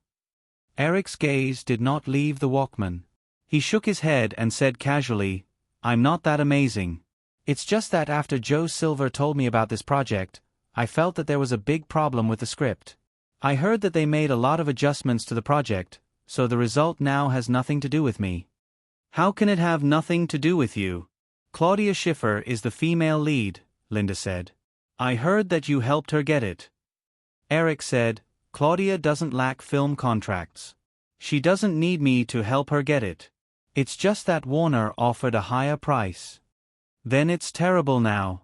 The production cost is $50 million, Linda continued. The first weekend box office is only $6.8 million. How much will the final box office be? About $30 million. It's not too bad. It might even break even later. But next week, Jurassic Park 2 will be released. The other films will basically be eliminated. Eric said it matter-of-factly. The two women did not doubt that Jurassic Park 2 had the potential to dominate the box office. They did not refute him. Cindy Crawford was still a little conflicted about what happened in the past. She asked, "Eric, why do you think this film failed?" Eric answered, "I just glanced at the reviews. It's mainly because the completion rate of the story was too low. Although Joe Silver made some adjustments to the script, this problem arose during the production process. The director wasted too much time on the foreshadowing of the plot. As a result, the story just started to take a big turn and ended in a hurry. This situation should be due to budget constraints. The director did not finish filming what he wanted to film." Although he did not watch the film, Eric could roughly guess that the problem of this film should be similar to Michael Bay's Escape from Cloning Island, that failed miserably in the box office in his previous life. It gave people the feeling that it ended before it even started. One of the big drawbacks of the perfect North American film business system was that, in most cases, if it was a really bad film, the audience would not buy it just because it was a big production and a big star. It would flop if it was supposed to. At this time, Cindy Crawford was also glad that she had escaped a disaster. If she had acted in this film, even if the blame for the film's failure was not on her, her acting career in Hollywood would definitely have ended before it even started. However, she immediately felt some bitterness in her heart. If she acted in this film, she might ruin her acting career, but this matter definitely wouldn't affect Claudia Schiffer too much. With the resources in Eric's hands, he could just casually give her the female lead role in a big production, and she would definitely be able to easily regain her popularity. Cindy Crawford casually ate the breakfast in front of her. She noticed that Eric still had no intention of putting down the Walkman. She asked curiously, "Eric, is there a problem with this Walkman?" "No, it's perfect. It's a work of art." "Then I suddenly thought of something," Eric vaguely explained. He looked up at the two girls and asked, "What are you two doing after breakfast?" Cindy Crawford replied, "My team and I are going to the Hudson River to view the scenery today. We are going to record some VCR for the contestants. I don't have much work to do today. The production team is going to purchase some props. I don't need to show up." "Well, I can go and replace the runway from yesterday," Linda Evangelista said. She suddenly realized something and said to Eric, "Eric, do you need our help?" "Accompany me to go shopping." Eric reluctantly put down the Walkman in his hand and said with a smile, "I suddenly want to go and see if I can buy something. Of course, if you want to replace the runway yourself, then forget it." "Ah, of course not. This kind of small thing, let others do it." Linda Evangelista quickly shook her head, then looked at Cindy Crawford proudly. Cindy Crawford was a little depressed. Since she had just said that she had work today, she couldn't slack off in front of her big boss, Eric. She could only sulk and ask reluctantly, "Eric, will you still come over tonight?" "It depends. I will return to Los Angeles the day after tomorrow. If there is nothing else, I can still come over tonight," Eric said with uncertainty. After breakfast, Cindy Crawford hurriedly left to work. Eric was tortured by Linda Evangelista for half an hour. He put on makeup that even he couldn't recognize himself. The woman continued to draw for half an hour before the two left the apartment. Eric's car was already parked outside the apartment. When the two got in the car, Linda Evangelista remembered and asked, "Eric, what are we going to buy?"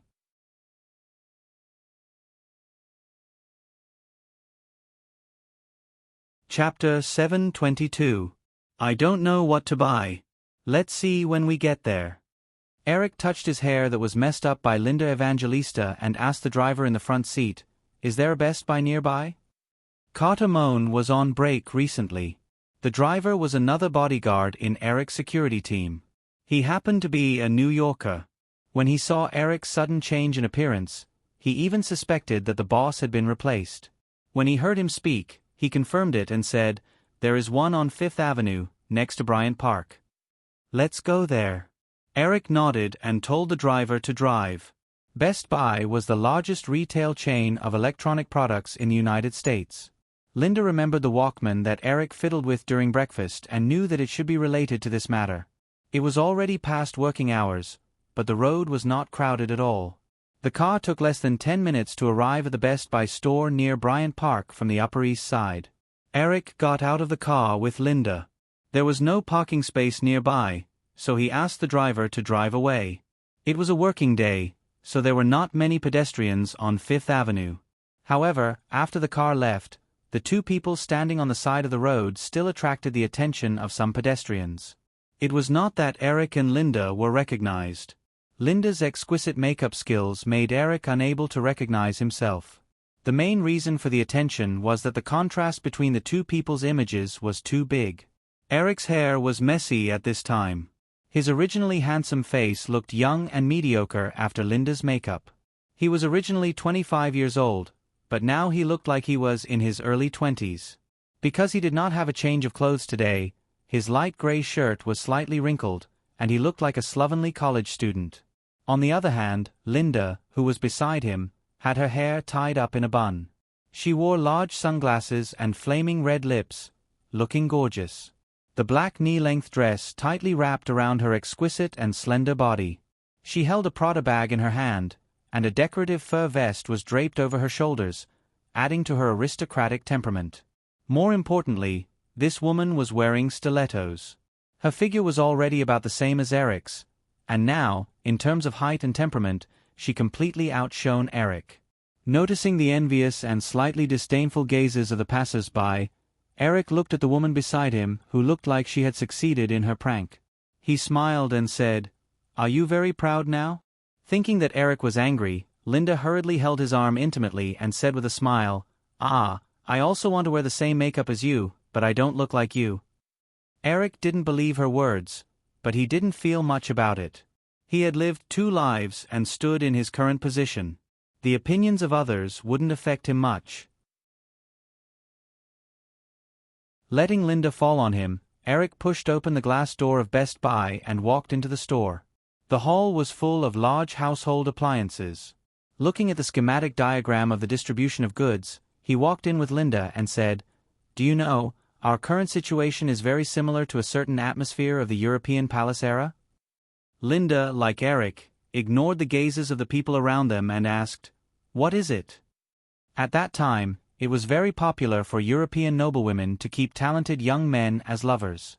Those young men also liked to live off women.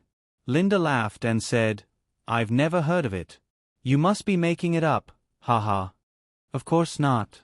Many famous people in history have lived off women." Linda still didn't believe him and asked, "Who were they?"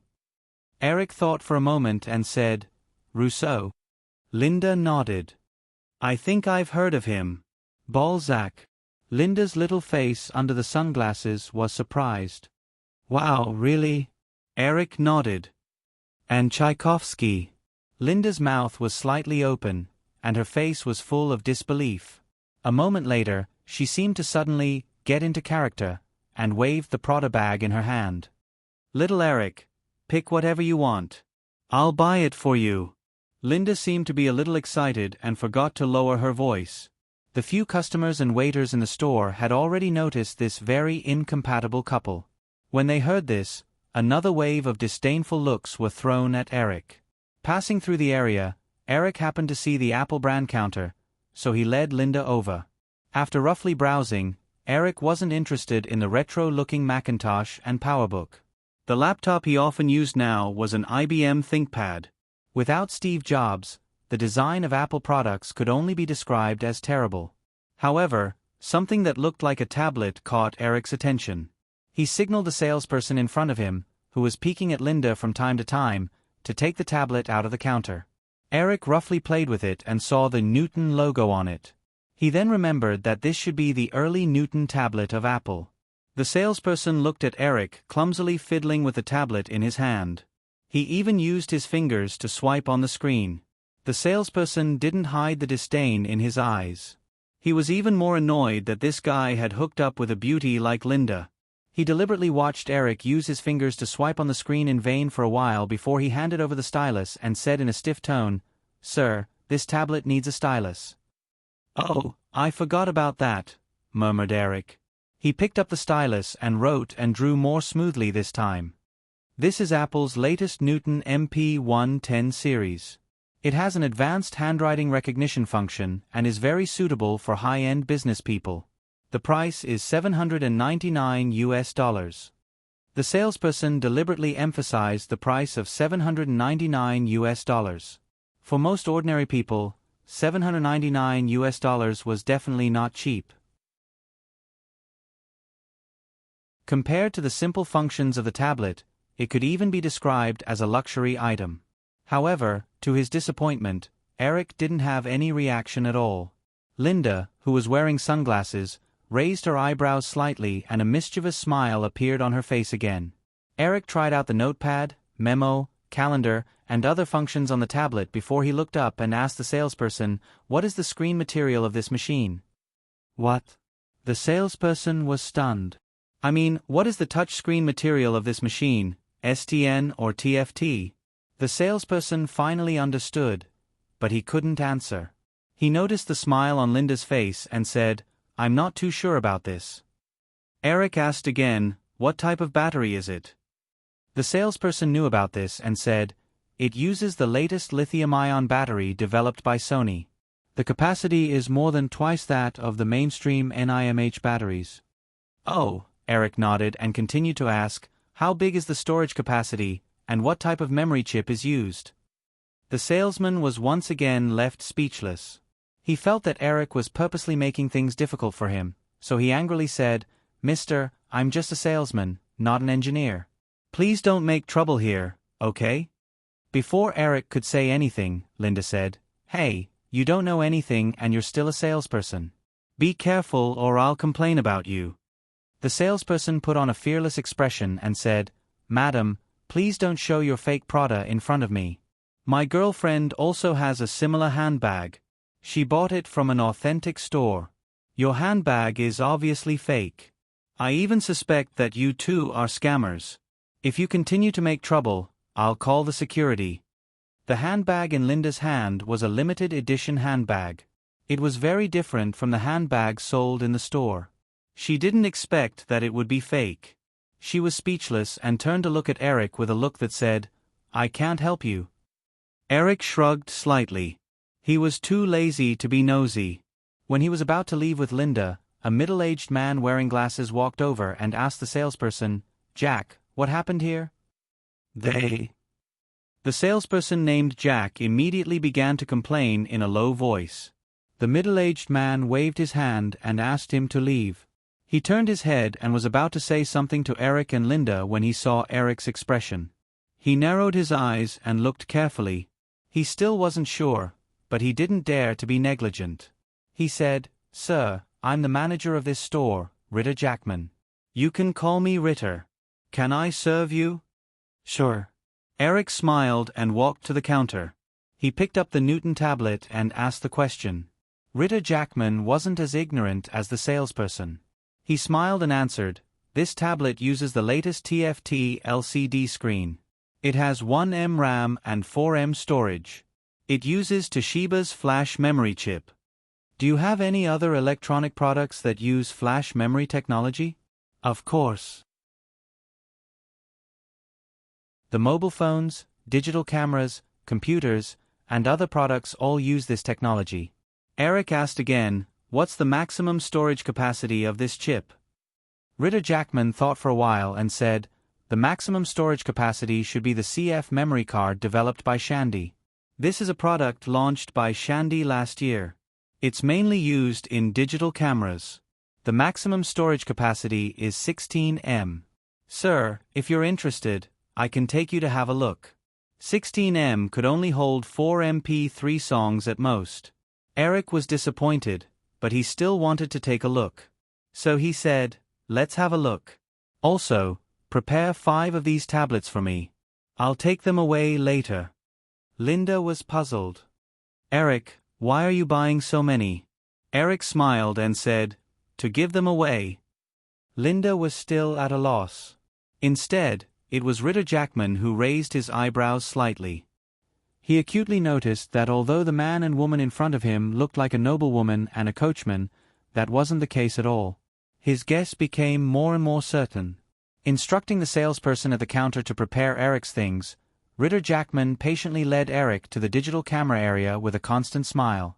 At another counter, Ritter Jackman handed a stamp-sized memory card to Eric and said, "Sir, this is the CF card. It has 16 megabytes of memory and can store up to 100 photos. Do you need me to demonstrate it with a digital camera?" Eric looked at the card and shook his head. "No, it looks too big. The storage capacity is too small." Ritter Jackman wasn't angry at all. He smiled and said, "Sir, this is the limit of the current technology. 5 years ago, when flash memory chips first appeared, the storage capacity was only 1 M. Now, only hard disks can achieve a larger storage capacity." "Oh." Eric's tone was a little higher. He suddenly remembered and asked, "Then, is there a hard disk the same size as this CF card?" "I haven't seen this." Ritter Jackman shook his head and said, "The smallest hard disk now is the 1.8-inch hard disk developed by Toshiba. It's used in their portable PDA. Do you have this kind of PDA here?" "Yes, please follow me," Ritter Jackman said and brought Eric to the Toshiba product counter. He took out a Toshiba PDA and gave it to Eric. He introduced, "This is Toshiba's Libretto 20 PDA. It has a 6.1-inch TFT screen, 8M RAM, and 270M storage. It uses a 1.8-inch small hard disk internally." In the morning, when Eric saw Sinclair's Walkman, he quickly thought of the MP3 player. The MP3 audio format patent was now in the hands of Yahoo. Because of Yahoo's open licensing policy, it had become the most widely used audio format. Not only was it widely used on the internet, but it had also been used in some CDs. Last weekend, when he was discussing Yahoo's future development strategy with Chris, the two discussed the possibility of Yahoo's involvement in hardware products. At this time, Eric realized that the MP3 player was the most suitable. If he could hold the complete patent technology related to the MP3 player in advance, Eric could use Yahoo's platform to build an online music store, and then firmly control the entire music sales industry from the internet to the terminal. The music copyright laws in North America were very strict, and people generally had the habit of paying for music. This meant that Yahoo's involvement in the online music store was very promising. If Yahoo's music store could become a complete sales platform, the profits would definitely be no less than the hardware sales. Moreover, the MP3 player could be integrated into Nokia phones in advance. This was another development idea. Thinking about these things in his mind, Eric simply tried the Toshiba PDA that looked like a mini notebook, but he didn't know what the hard disk inside looked like. He said subconsciously, "Can I open it and take a look?" When Ritter Jackman heard Eric's words, he was slightly hesitant, but quickly said, "Of course, sir. However, there are no tools here. Shall we go to my office?" After asking, Eric wanted to shake his head. This kind of request seemed to be a bit too much. When he heard Ritter Jackman's answer, Eric understood and smiled. "You recognized me?" Ritter Jackman smiled and said, "If you didn't ask this question, I wouldn't be 100% sure, Mr. Williams."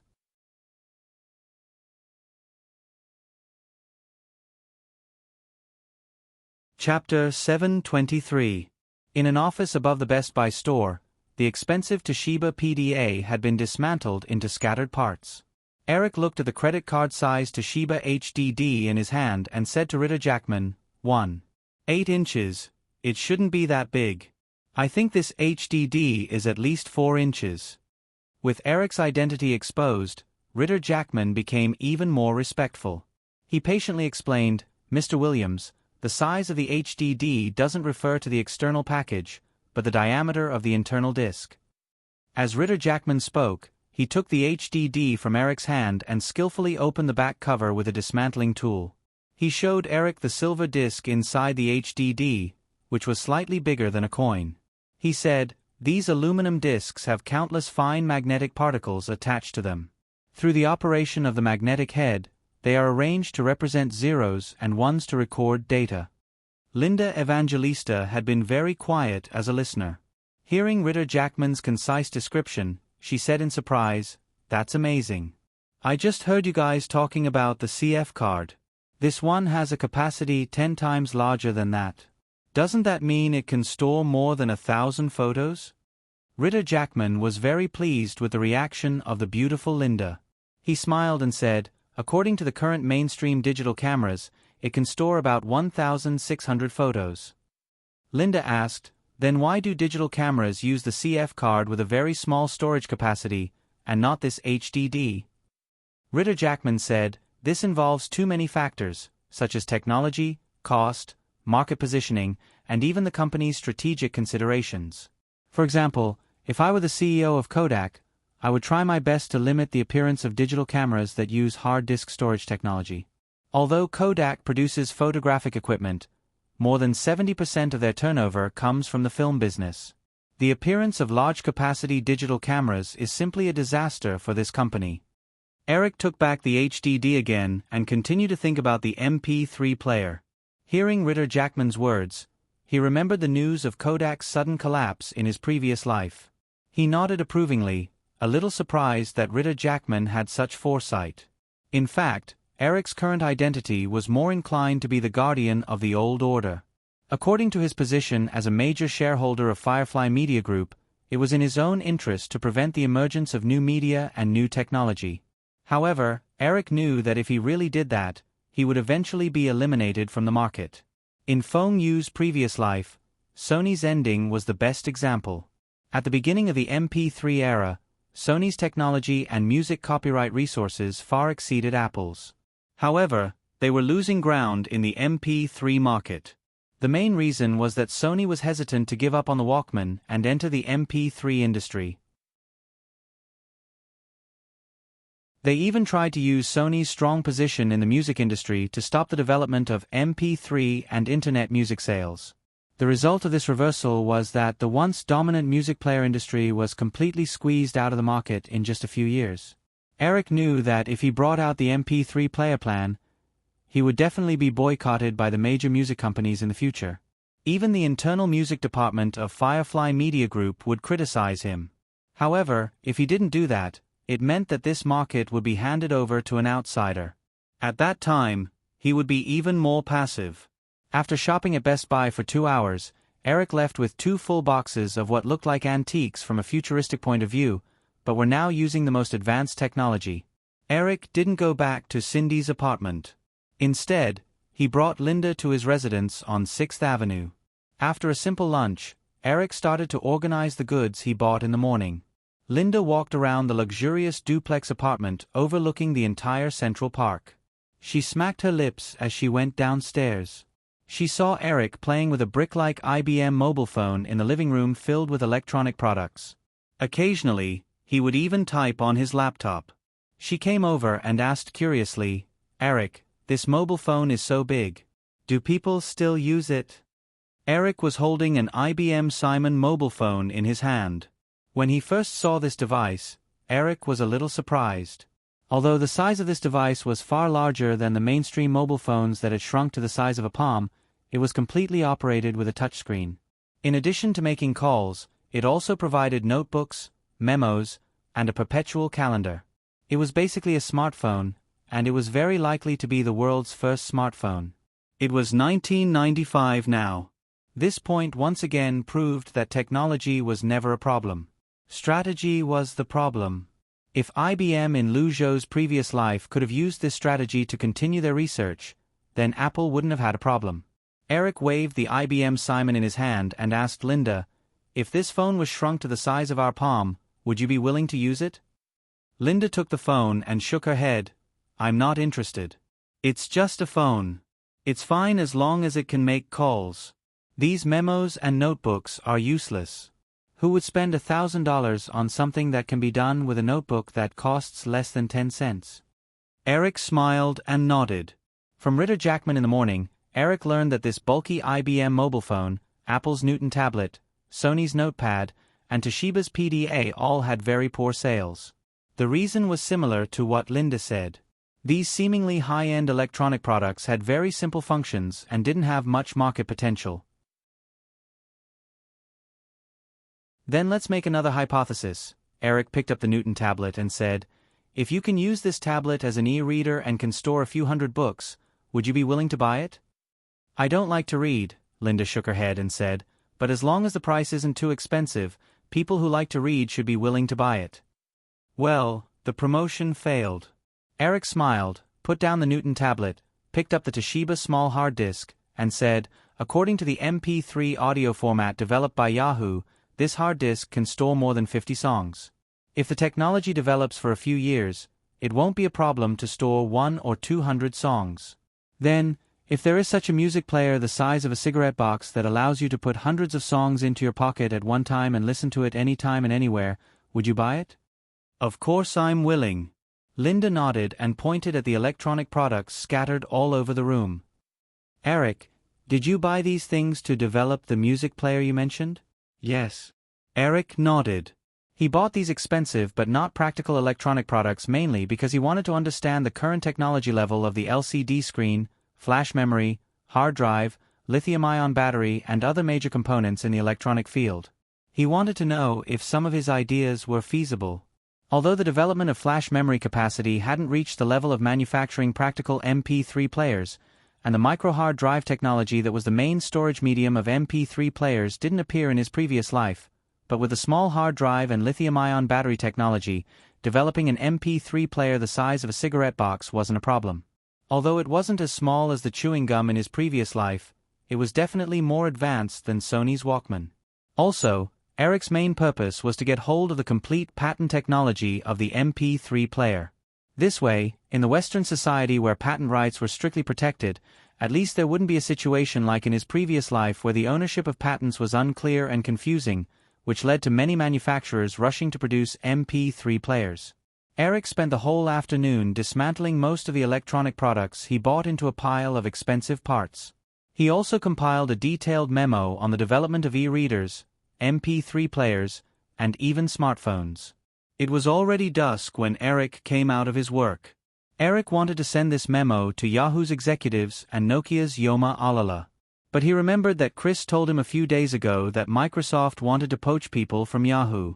He decided to wait until July for everything to be settled. He could also take the opportunity to make some preparations. Eric took out the 2 cardboard boxes he had used to store some electronic equipment in the morning. He picked out some equipment and parts related to the content of the memo and put them in one box. The rest of the mess was thrown into the other box. Eric clapped his hands and remembered that Linda should still be here. The sound of the TV came from the living room next to the living room. Eric walked into the living room and saw a fashion show on the TV. Linda was curled up on the sofa, hugging a pillow and sleeping. She looked like a lazy cat at this moment. Her body was moving up and down with her breathing. Her blonde hair covered her face, and her red lips were slightly parted. She looked less handsome and more charming. Eric silently looked at the perfect girl that God had brought to the human world. He didn't want to wake her up. He sat down on the sofa beside Linda's feet and sniffed the faint feminine scent in the room. He leaned back on the sofa and watched the TV quietly. After sleeping lazily for the whole afternoon, Linda had already woken up when Eric walked into the living room. Linda was curious about how Eric would react when he saw her sleeping. She didn't open her eyes immediately. She waited patiently for a while, but she felt Eric sitting down beside her feet and watching the TV quietly. She was very satisfied that Eric didn't go berserk and press her down 100 times or something, but she felt that this man's reaction was a bit abnormal. So she continued to pretend to sleep, but she secretly opened her eyes. The light in the living room was getting dimmer and dimmer. She could only see his chiseled side profile with the light from the TV. She had washed off the makeup she put on this morning, revealing her original face. She felt that this man's side profile was quite attractive. After a while, the program on the TV suddenly changed. The host turned on the TV and played a music video. She packed my bags last night pre-flight 0 hour 9 a.m. I am gonna be high as a kite by the earth so much and miss my wife asterisk it's lonely out in space asterisk on such a timeless flight asterisk and I think it's gonna be a long long time asterisk. Asterisk. It was Rocket Man by the famous British singer Elton John. She liked this song very much. Elton John's voice was 3 parts sad, 3 parts dejected, 3 parts helpless, and the last part hysterical. The lyrics were about a rocket man who had been floating in space for a long time and missed his hometown and his wife, but she felt that it was more of a fable. It was a fable about a playboy who wanted a stable life but couldn't. This kind of story usually happened in movies. The bodyguards, agents, and soldiers who were about to retire were always involuntarily sent to carry out their last mission, and then naturally died. Of course, these people were definitely supporting roles. The main character had to continue to travel the world and make a movie series until the 16th movie. Before she fell asleep, MTV played a trailer. What was the 16th 007 movie called? Oh, GoldenEye. It was released in July. Her mind wandered for a moment, and she glanced at the man sitting on the other side. She didn't know that it was lonely at the top, and she didn't know that no one was listening when the string was broken. She instinctively felt that maybe he was also a rocket man. She felt that her body was stiff from sleeping, and she was also a little hungry. She didn't want to pretend to sleep anymore, so she opened her eyes and subconsciously stretched her slender body. Her small jade foot just happened to be on his leg. "You're awake." Eric turned his head and smiled as he held her slender ankle and placed it on his leg to make it easier for her to stretch out. She threw away the pillow in her arms and nodded. She felt that her ankle being held by Eric was slightly ticklish. She blushed and rubbed her face in embarrassment. She said in a coquettish tone, "I dreamed that you gave this house to me, and then I woke up with a smile." "Oh, it's good that you're awake. Otherwise, I would have cried in your dream." Although she was envious, she didn't imagine that Eric would give her this mansion worth tens of millions. If it really happened, she wouldn't dare to accept it. Although she wasn't very smart, she knew that everything in this world had a price. In the afternoon, she really did dream of this situation. The last touch of twilight created a dark environment, so she didn't have any ulterior motives. Eric's words made her somewhat disappointed. She kicked her foot and said, "In this situation, even if a playboy doesn't want to give a girl something, shouldn't he usually give her something perfunctory?" "You're so lazy." Eric pretended to be helpless and said, "Okay, let me think about the lines." Under the fluorescent light of the TV, Linda's sparkling eyes stared at Eric with great interest. She had an unruly look on her face. After a moment, Eric slapped his forehead and said with a face full of realization, "Oh, I remember now. This house isn't mine." "Ha, so uncreative. Hollywood gold medal screenwriter. Just make do." Eric laughed and asked, "Are you hungry? Let's go out and eat." "Okay." Linda nodded. She was far more familiar with Manhattan than Eric. Just as she was about to make her suggestion, she heard a phone ring in the living room outside. "I'm going to take a call. Wait a second." Eric got up and walked out. Her eyes followed him out of the living room. She was too lazy to get up. She twisted her body, grabbed the sofa armrest, and looked out. She saw the man pick up his phone and sit down on the sofa in the living room. She vaguely heard him talking to someone about Jurassic Park 2. It seemed to be the arrangements for the premiere. After chatting for nearly 10 minutes, Eric hung up. She was about to get up when she heard Eric's phone ring again. "Hello." "Oh, Cindy, it's you." Eric answered.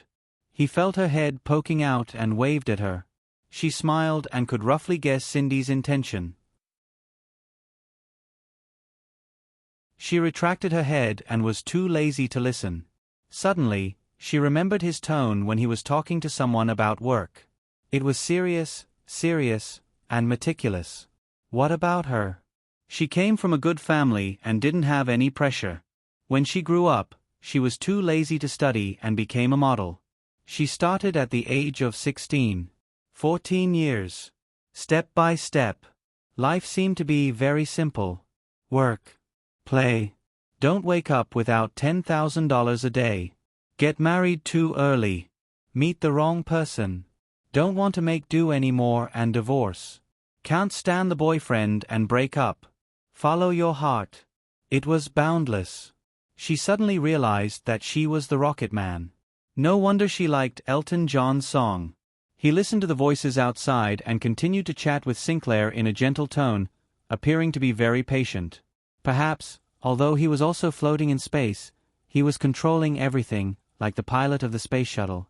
No, he didn't control everything. At least, he didn't know what her ambitious fake best friend was thinking. She suddenly felt that she had a responsibility to do something. Her head buzzed for a while, and she jumped up from the sofa and walked into the living room. Oh, George Jean Restaurant. Where is it? Eric saw Linda walking over and didn't mind. He was talking to Cindy when Linda walked up to him. She flipped her blonde hair like a queen and sat on Eric's lap. She reached out and pushed him to the back of the sofa. Eric was listening to Cindy introduce the address of a restaurant when Linda suddenly pushed him to the back of the sofa. He could only ask Linda what was going on. On the other end of the phone, Cindy had already told him the address. Eric watched Linda unzip the back of her dress with her hands behind her back. She lifted the straps and skillfully took off her dress. She leaned over and gently nibbled on his neck. Cindy, I remember. Linda and I, will be there in 15 minutes. No, my dear Cindy, wait for us for another hour, Linda shouted into the phone without hesitation. She reached out and hung up the phone. Eric helplessly reached out and held Linda's soft waist. He smiled and said, "Okay, what's your mental state now? Were you bitten by a bug?" "Of course not." Linda reached out and held Eric's face. She kissed him fiercely and said in a hoarse voice, "I want to squeeze you dry." "Humph, baby Cindy, let's see what you're going to do tonight. PS1. I recommend the song Rocket Man. It's very nice. If someone watches California Lust, it will be even more touching." What is California Lust? Go search it yourself. PS2. I posted some pictures of Linda Evangelista. It's very interesting. You can enjoy it. PS3. Occasionally, some characters will suddenly have feelings while writing. If you write for a long time, it will be difficult to persist without feelings. So, don't complain. Star.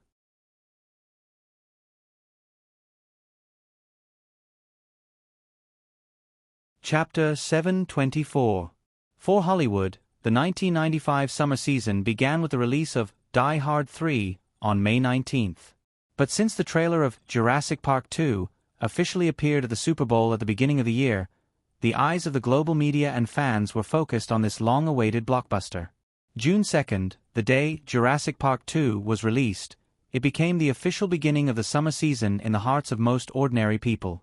The huge success of Jurassic Park 2 years ago was not only reflected in the record-breaking global box office of $1 billion, but also made the Jurassic Park brand deeply rooted in people's hearts and even formed a cultural phenomenon.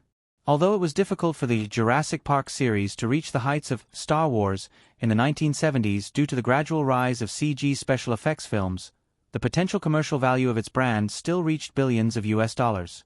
With this strong influence, the premiere of Jurassic Park 2 attracted strong attention from hundreds of media outlets around the world. Eric returned to Los Angeles from New York on the morning of May 31st and began the final preparations for the premiere of Jurassic Park 2 the next day. At 5 o'clock in the afternoon on June 1st, the premiere of Jurassic Park 2 was officially held at the Los Angeles Music Center. For the new version of Jurassic Park 2, Eric used director Joe Johnston, who had worked with Disney on many films. The director, who was a film special effects artist, produced the very successful family comedy Honey, I Made the Baby Smaller in the late 1980s. In the original timeline, Joe Johnston was supposed to be the director of Game of Bravehearts and Jurassic Park 3. Eric gave Game of Bravehearts to someone else and let Joe Johnston join the Jurassic Park series in advance. If the second film was successful as expected, Joe Johnston could continue to handle the third film. The star-studded red carpet session lasted for 2 hours. Because the media Q&A was scheduled after the movie screening, it was 7 o'clock in the afternoon. After a brief speech by the host, the movie officially began to play in the hall. The original, Jurassic Park 2, was basically Spielberg's playful work. The plot was weak and messy, and the story progression still followed the plot of the first movie where the characters deliberately courted death. In the end, Spielberg even admitted that this was his worst film. Although in the original universe, the global box office of Jurassic Park 2 still reached more than $600 million, the reputation of the entire series was completely ruined, resulting in the third movie's global box office only reaching $300 million. The new version of Jurassic Park 2 used the general idea of the original version. However, in order not to repeat the same mistakes and maintain the good reputation of the series, the original story framework was completely overturned by Eric. In the new script, Eric toned down the exploration of Jurassic Island and deleted a portion of the side quests. He also didn't use the brainless plot of not courting death. Instead, he focused the story on the company that bribed the park's computer manager for dinosaur embryos, resulting in the final disaster. In order to build a new Jurassic Park and reap huge profits, the company captured all sorts of dinosaurs from Jurassic Island. When they successfully captured a Tyrannosaurus Rex, during the transportation process, the Tyrannosaurus Rex accidentally escaped, resulting in an even more disastrous outcome. The Tyrannosaurus Rex invaded the city. In the movie, the Tyrannosaurus Rex that rampaged through the city in search of its baby not only shocked the entire world, it also made the thousands of audience members in the theater cry out in shock. Without a doubt, this setting was extremely successful. After all, the revival of dinosaurs in modern society was already a huge gimmick, and the mountain-like Tyrannosaurus Rex invading the city was definitely more immersive than the isolated Jurassic Island. The tight storyline made everyone forget about the passing of time. The 2 hours of movie viewing passed in the blink of an eye. When the Tyrannosaurus Rex that caused a series of disastrous consequences was finally subdued, the credits rose and the music hall was filled with enthusiastic applause. The audience and guests that participated in the premiere gradually dispersed. In the press conference, it was time for the Q&A session. The invited reporters didn't discuss the quality of the movie, nor did they ask about the movie's box office expectations.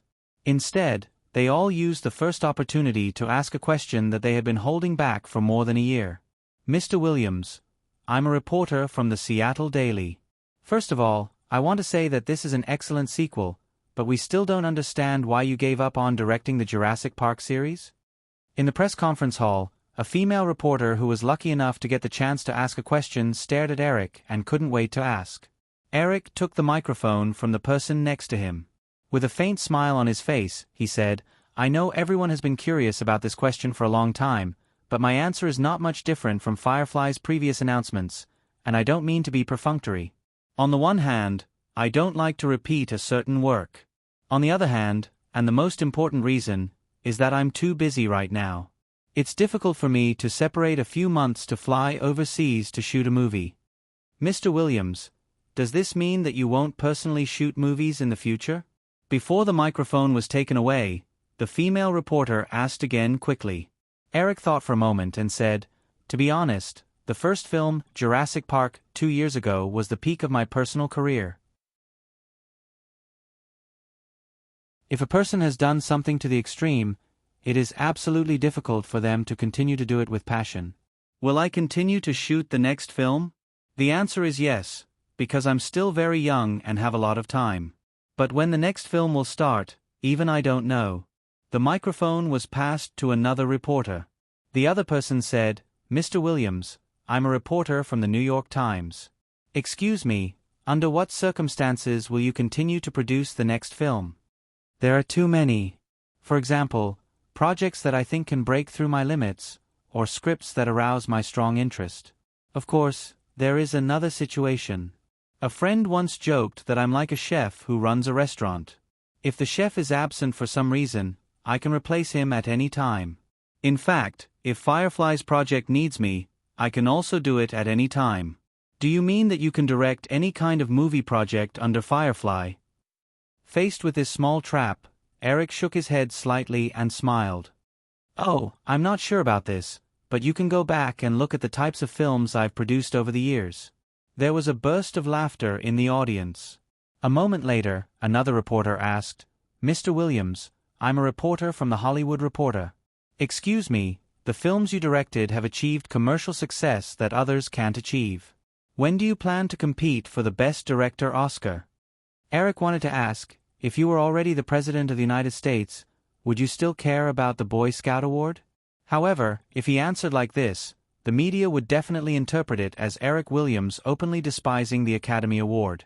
Although Eric did think this in his heart, he would never say it in public. After pretending to hesitate for a moment, Eric said into the microphone, "Well, this is the last question about me.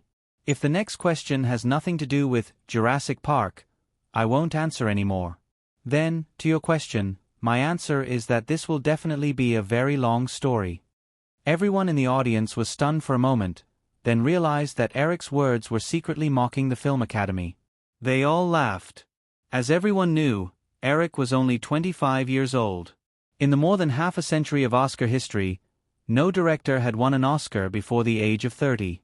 Therefore, if Eric expressed his intention to compete for the Best Director Oscar, there would definitely be a long game between him and the Film Academy. It was conceivable that in order to maintain their authority, in order to show that they would never give in to Eric's various halos, and in order to increase the ratings of the award ceremony, the Film Academy would definitely be more strict with Eric's Oscar films. Eric could even imagine that if he wanted to compete for the Oscars, it was likely that he would replace Xiao Lizhi and become the most talked about joke at every Oscars. Xiao Lizhi had now followed the path of history and stepped onto the big ship.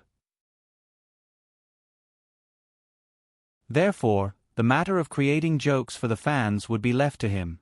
After the premiere, Jurassic Park was officially released in North American cinemas. The number of screens opened once again broke the record, reaching 3,500. Taking over the sequel of a movie that had once created a box office legend, one could imagine the pressure on Joe Johnston. Therefore, he did not have the playful heart of Spielberg in his previous life. He invested a lot of energy in this sequel. Although the final production cost was overrun, it was all obviously worth it. A tighter plot, more exquisite special effects, unknowingly spent 2 hours in the cinema. Without a doubt, Joe Johnston has delivered a satisfying answer to this sequel. Los Angeles Times. The setting of the Tyrannosaurus Rex running rampant in the city is amazing. Even in the cinema, watching the crowd being chased by the Tyrannosaurus Rex on the screen, my heart couldn't help but race, and I felt like running away. Hollywood Daily News. I originally thought that this would be a normal sequel, but in the case of the film continuing the style of the first film, the breakthroughs in plot and special effects are pleasantly surprising. The plot of the giant beast invading the city also makes people wonder if we should have more respect for nature and less destruction. New York Times compared to the one-sided negative reviews of the sequels in his previous life, the critics basically gave a positive review of this new version. With a good reputation and the number of screens in 3,500 theaters, the movie earned $31.7 million on its first Friday, easily breaking all the previous single-day box office records. Then, $33.5 million on Saturday, and $29.8 million on Sunday. In the end, after adding in the $5.6 million box office on the night of the premiere, everyone was surprised to find that Jurassic Park 2 once again broke a new record of $100 million for the first weekend with a box office of $106 million. At the same time, with Firefly's strong distribution channel operation, although Japan, Germany, and other major countries were not able to synchronize for various reasons, Jurassic Park 2 was released in 22 countries and regions simultaneously, and the 3-day box office reached $60 million. The 3-day global box office of $160 million easily exceeded all the production and distribution costs that Firefly invested in the sequel. Many people didn't even dare to imagine how high the movie would reach again. For Eric, seeing this box office result, the last trace of anxiety in his heart completely dissipated. At the same time, he was 100% sure that the sequel of Jurassic Park in his previous life was really screwed up by his classmate. In fact, this was not too surprising for Eric. With the huge popularity of the first movie, the excellent quality of the second movie, and the further expansion of the North American and global film markets, even if the box office did not reach the first movie's high, it would not be too far off. Moreover, in his previous life, Jurassic Park, was rebooted after being shelved for many years. The box office of Jurassic World in North America was $600 million, and the box office of $1.6 billion worldwide was enough to prove that people were very interested in the dinosaur series. Culver City, Los Angeles, Columbia Pictures Studio. A black Lincoln slowly stopped in front of the studio's office building. The CEO of Sony's American branch, Howard Stringer, had just gotten out of the car when the new CEO of Columbia Pictures, Bill Mechanic, came up to him. Bill Mechanic was also a senior executive in Hollywood. He had worked at Paramount, Disney, and Fox. When he was at Disney in the mid-80s, Bill Mechanic single-handedly led the distribution of Disney's classic animated films and created a series of good sales records. At the end of the 80s, Bill Mechanic jumped to Fox as the vice president. After Fox appointed Joe Ross as the CEO, Bill Mechanic had already started planning to jump ship. After Sony gave up on Michael Ovitz as the head of Columbia Pictures, they searched for a few months, and the position fell into Bill Mechanic's hands. In fact, it was not that Columbia did not have a better choice. It was just that after the incident with Peter Guber and John Peters, Sony became very cautious about giving up power to the film company's managers. Therefore, a group of outstanding Hollywood managers lost interest in the position of the head of Columbia Pictures because of Sony's restrictions during the negotiation process. Howard Stringer and Bill Mechanic hugged each other warmly, exchanged a few words, and walked to the office building together. Bill Mechanic followed Howard Stringer and said, "Howard, you should have seen the box office report of Jurassic Park 2, right?" "Of course." Howard Stringer nodded. "I came here today to talk to you about this. The headquarters just sent me a project. In my opinion, its box office potential is no less than Jurassic Park 2.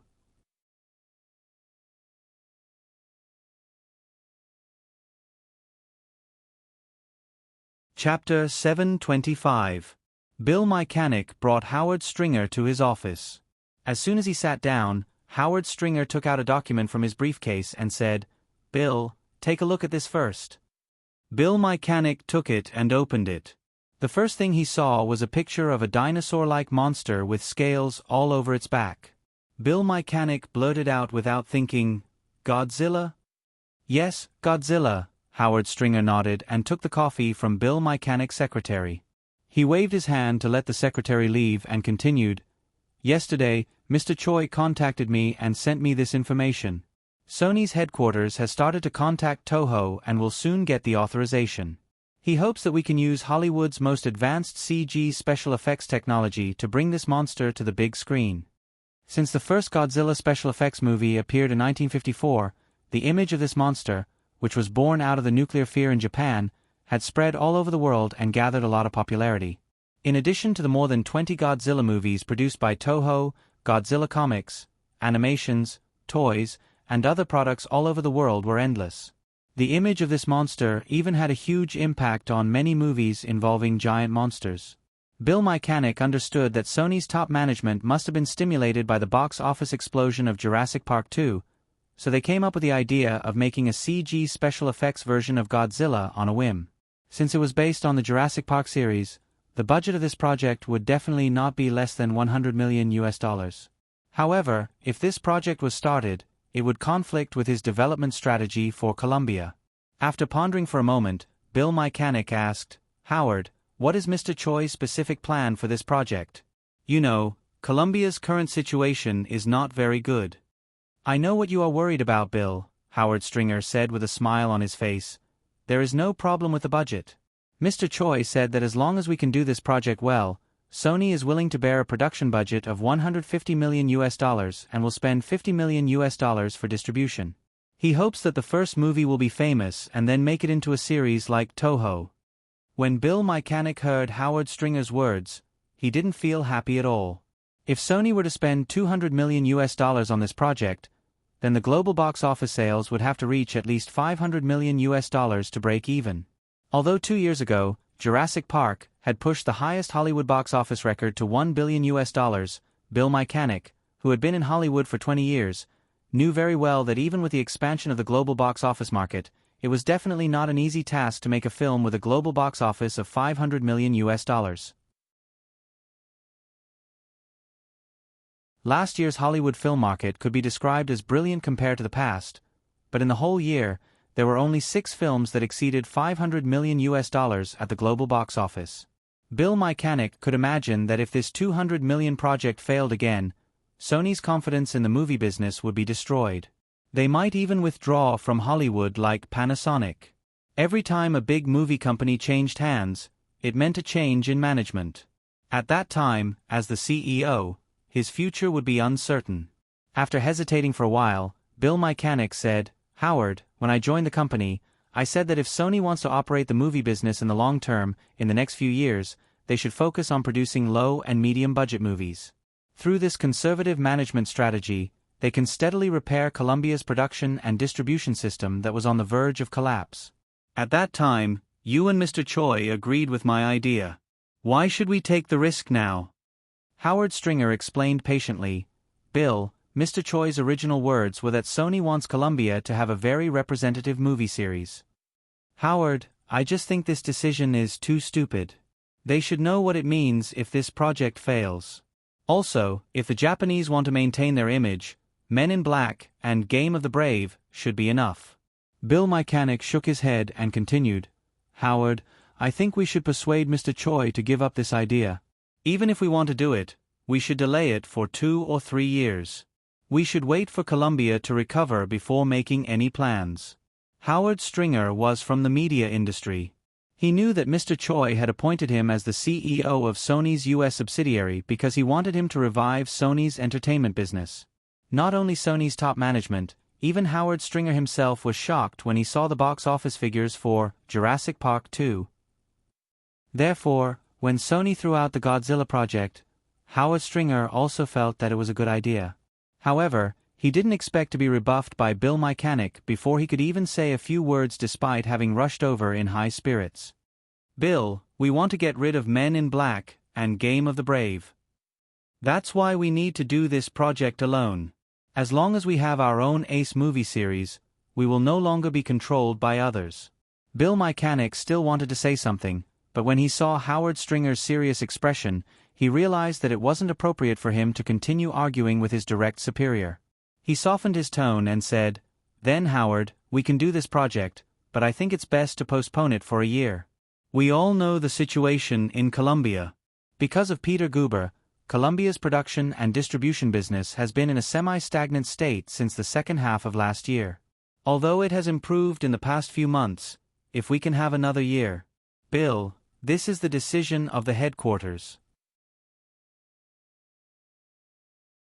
There is no room for negotiation. All we have to do is execute." Howard Stringer finally lost his patience and interrupted Bill Mechanic. He said, "Also, I don't want us to continue arguing. The board of directors will never allow Columbia to go out of control again. If you don't cooperate, I will report the situation here to the board of directors." Bill Mechanic was surprised. He had been employed since the end of April. During this period of time, the two of them had gotten along well. He even felt that Howard Stringer was an easygoing person. But he did not expect Howard Stringer to be so self-opinionated and even threaten him. He could not help but curse in his heart. Bill Mechanic thought that Sony had just chased away 2 idiots and hired another idiot who knew nothing about the movie industry. Howard Stringer was once a reporter and later the president of the CBS News Department. Although he was in the media industry, he had never been involved in the movie industry. There were plenty of executives with non-professional backgrounds in Hollywood, but the current leaders of Hollywood's 7 biggest companies, Jeffrey Katzenberg, Michael Eisner, Shirley Lansing, and the others, including himself, had all climbed up from the bottom of Hollywood. It was not that there were no professionals in the industry. Just like Paramount 10 years ago, it was because of Martin Davis, an outsider, who interfered with the company's management. This led to the company's rapid decline and was eventually acquired by Viacom. "Okay." Bill Mechanic shrugged. Although he was very reluctant, he did not want to look for a second job so soon. Since this project was decided by Sony's headquarters, then even if it failed, he would not have to bear too much responsibility. If it succeeded, then it would be better. "Howard, since this is the case, what do you plan to do?" Although Bill Mechanic seemed to be compromising on the surface, Howard Stringer could still feel the obvious negative attitude from him. After some thought, he said, "How about this, Bill? I'll be personally in charge of this project. The production will be handed over to TriStar Pictures. You continue to manage the company according to your own ideas and cooperate when necessary." Bill Mechanic felt that Sony's top management and Howard Stringer were obviously obsessed with the box office success of Jurassic Park 2. They thought that they could easily produce a movie that grossed $1 billion at the box office. He had been thinking about how to get rid of this risky project. This way, if the project was successful, the company's overall strength would increase, and it would be good for him to manage the company. If it failed, even if he had to face the risk of losing his job, at least he would not have to bear this black mark when looking for another job. "Of course, no problem. If you can do it personally, then it will be great." Bill Mechanic nodded without hesitation and smiled. Seeing that Bill Mechanic was no longer against this plan and was willing to let go of his authority, Howard Stringer was very satisfied. At the same time, he felt that his tone was too harsh. He was not a strong-willed person. What he said just now was what Shinji Ide had told him privately. The Sony board of directors did not want to see another uncontrollable manager in Columbia. It was just that he and the Sony executives did not realize that letting the horse be reined in may cause the horse to lose control, but if the reins were too tight, the result would often be strangling the horse to death. "So, Bill, who do you think is the most suitable director for this film in Hollywood?" Howard Stringer asked in a gentle tone with the intention of easing the atmosphere. "I think we should first solve the problem of special effects." Although Bill Mechanic felt Howard Stringer's thoughts, he was still determined not to get involved in this matter. Therefore, he would not take the initiative to recommend a director. He just said, "If we want to use CG technology to bring Godzilla to the big screen, the only one in Hollywood that can handle the special effects of this project is Digital Domain. But after the incident at the beginning of the year, our relationship with Firefly is not very good now. Although Firefly said that Digital Domain is operating independently, no one can guarantee that Firefly will not deliberately set obstacles for us." Wasn't the special effects of Universal's The Mummy also done by Digital Domain? Howard Stringer thought for a while and said, "The relationship between Michael Eisner and Eric Williams was much worse than Firefly and Columbia. I think this should be mainly because of the female lead, Nicole Kidman, mediating," Bill Mechanic said. "She is Eric Williams' woman, and she received a sky-high salary of $30 million from the first, The Mummy. To a large extent, this should be the price Universal paid for the success of the Mummy series. If Godzilla can be successful, it's not like we can't afford this price." Howard Stringer pondered for a moment and said, "So, do you think we can use the same strategy as Universal?" Bill Mechanic shook his head and said, "I don't think so. Warner's Fair Game, released at the end of May. The female lead, Claudia Schiffer, is also Eric Williams' woman. However, this action film, which cost $50 million to produce, had a box office of less than $10 million in its first week. Last weekend, under the impact of Jurassic Park 2, the box office for the 3-day weekend dropped by 57% and only earned $3 million. Originally, some evaluation agencies predicted that the box office could reach $30 million, but now, it seems like it would be good if it could reach $25 million. "I heard about this at a business cocktail party a few days ago," Howard Stringer said. It said that during the preparation of the film, Eric Williams predicted that this project would fail. Joe Silver made a lot of changes to the project in an attempt to save it, but it was to no avail. "I didn't hear anything about the female lead." Bill Mechanic thought that at a formal business cocktail party, people would of course not talk about this kind of gossip. They would just pay a little more attention to Hollywood. These things were never a secret. "Anyway, Howard, we have to solve the problem of the special effects first. Secondly, for such a big project, it's very important to find a reliable director. This director should have directed a successful special effects blockbuster before." Although he did not intend to get involved, Bill Mechanic still tried his best to guide Howard Stringer on the right path. Howard Stringer almost immediately thought of Jurassic Park 2, which had been in the limelight recently. Then, Maybe we can try to get in touch with Joe Johnston. It would be great if it works." Bill Mechanic nodded in agreement, but he did not have much hope. Since Firefly let Joe Johnston take over Jurassic Park, they would definitely sign a strict option contract with him. Unless someone was willing to pay a huge penalty for him, or Firefly was merciful enough to let him go, the possibility of Joe Johnston working for other film companies in the next few years was very low.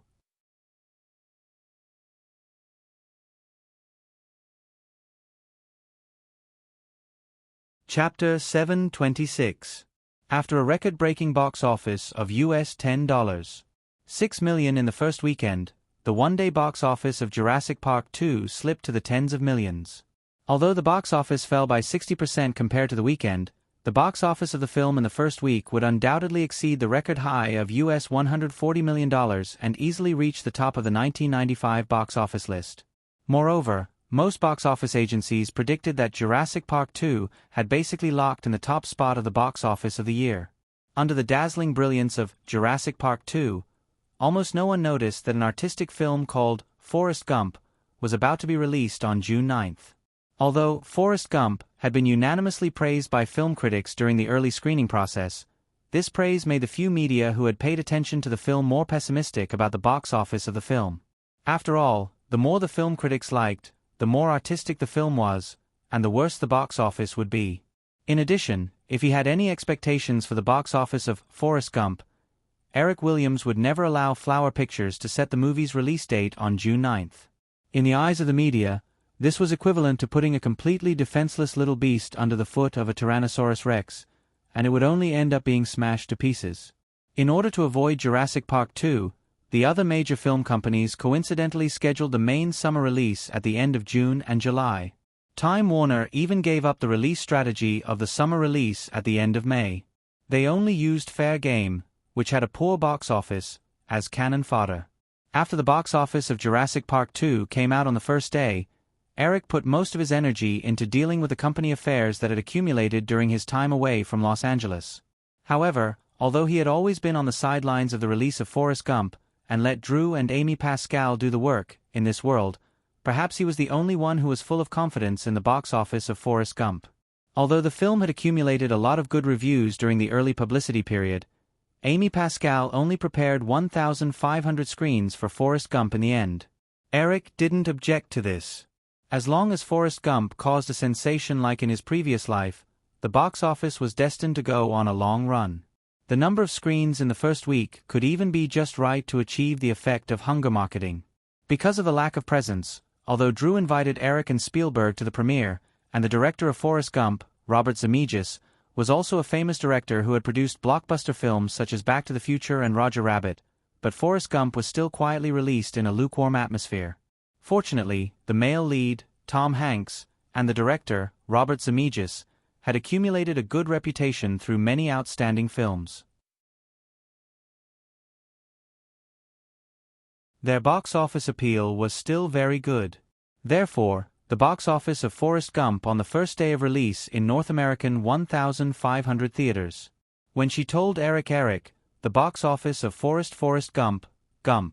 If the box office of Forrest Gump could reach $25 million on the first day, then she felt that it wouldn't be a big problem for the box office of Forrest Gump to reach $25 million in the first week.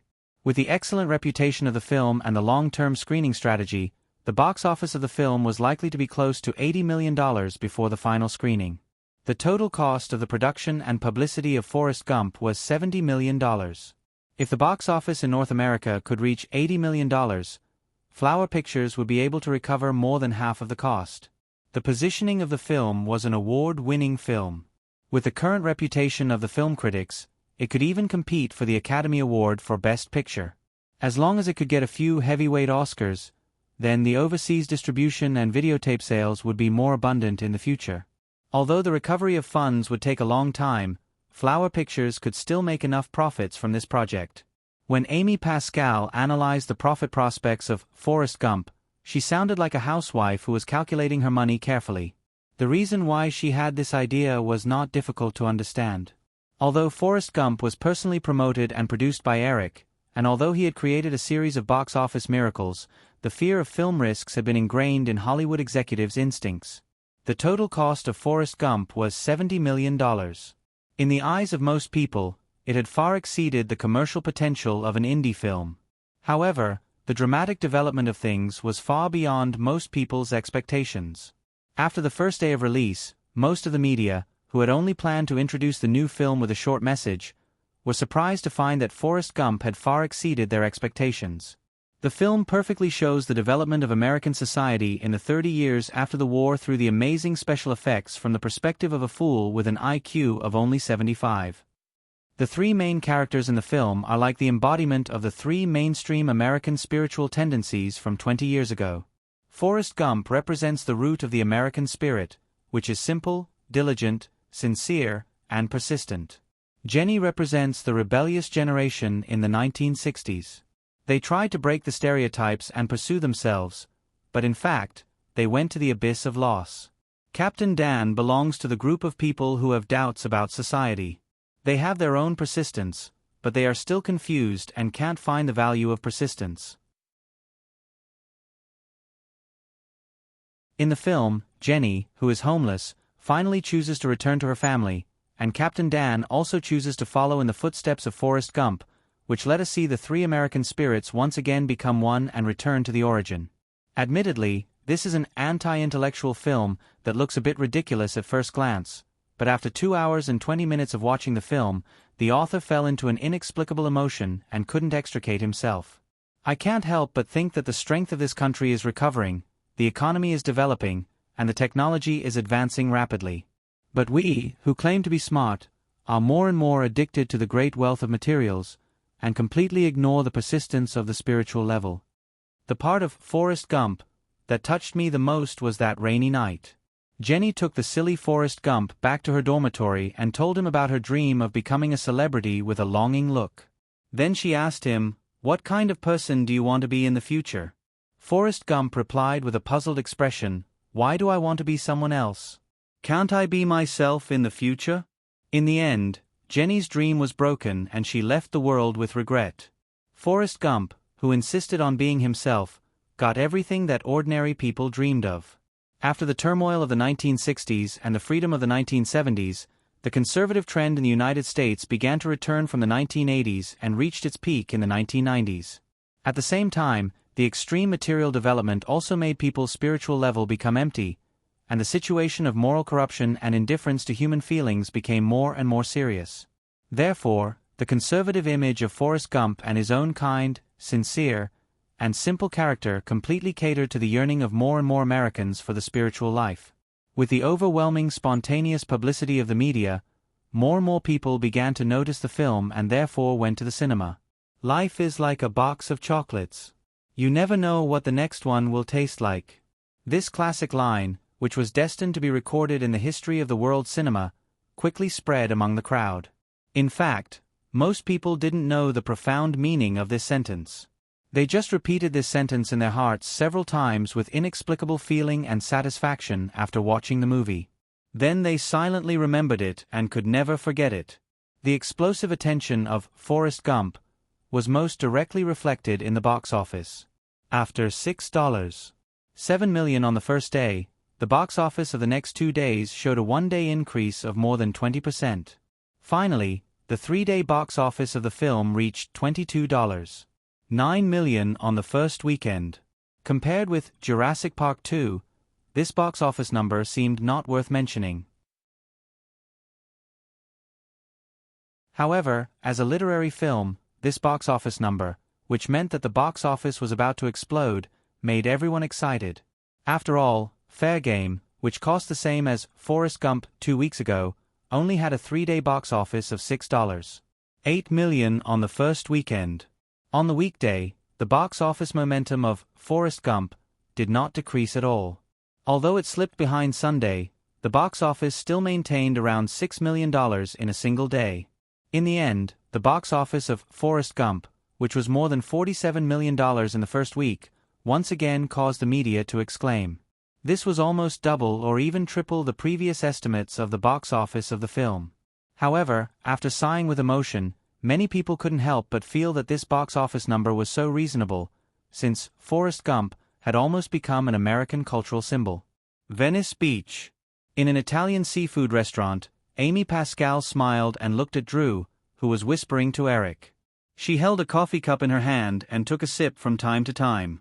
After the box office and reputation of Forrest Gump both exploded, Amy had been in an uncontrollable excitement for the past few days. She was finally 100% sure that it was correct to give up the position of Columbia's vice president and jump to the small workshop of Flowers Pictures. If the next meeting went well, she would also become the second female head of the 7 major Hollywood film companies after Shirley Lansing.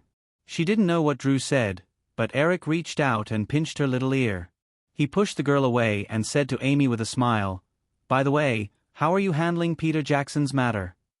Amy said, "Although he doesn't have the experience of directing a big production film, his talent in film is beyond doubt.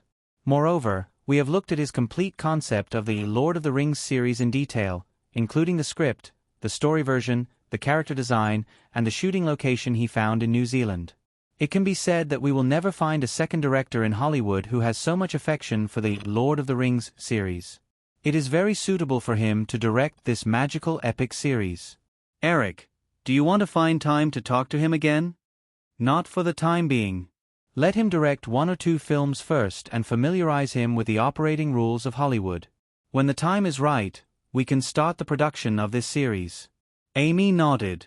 She also knew when Eric said the time was right, so she was not in a hurry. The current project of Flowers Pictures was enough for her and Drew to be busy for a long time. After the two finished talking, Drew said excitedly, "Eric, in the photos taken by Jackson, New Zealand is so beautiful. Let's take some time to go there for a vacation, okay?" "Okay, then we can buy a big farm and raise a few horses." "Hee, I don't believe you are interested in raising horses," Drew said with a smile. "Maybe you can exile some of the models you don't like there and raise them as pets on the farm." If Drew didn't mention it, Eric would have almost forgotten about it. He hadn't heard any news about Heidi Crumb in the past 6 months. He scratched her ribs to stop her from talking nonsense. Instead, he asked, "How are the preparations for Mean Girls and Scream going?" Drew said, "They have already started shooting. Wes Craven doesn't want to go to Canada." Scream was chosen to shoot at Santa Rosa High School in Northern California. I will also be shooting the beginning scenes in a few days. Also, the Mean Girls crew went to Vancouver. Shooting in Canada can save more than $1,000,000 of budget. Tina also went. When Eric left Los Angeles the last time, the 2 movies were still in preparation. Although more than a month had passed, Eric still felt that it was a little rushed. AI seemed to have sensed Eric's thoughts and took the initiative to explain, "Eric, these 2 movies involve a lot of school scenes. These scenes have to be shot before the end of the summer break. That's why our schedule is so tight." After leaving school for so long, Eric's concept of the school holidays had become very vague. Although he had a very clear concept of the summer break, this concept was more of a business term. Therefore, after hearing AI's explanation, Eric suddenly realized this point. If they didn't rush to shoot during the summer break, it would be very troublesome to shoot school scenes when the students started school. As the 3 of them were chatting, the waiter led a middle-aged man in his 50s over. It was the current CEO of MGM, Frank Marcoso. "Sorry, Eric. I'm late." Frank Marcoso reached out to Eric apologetically. Eric got up and shook hands with the other party. He smiled and said, "Of course not, Frank. We just arrived early. I don't think I need to introduce these 2. "Of course."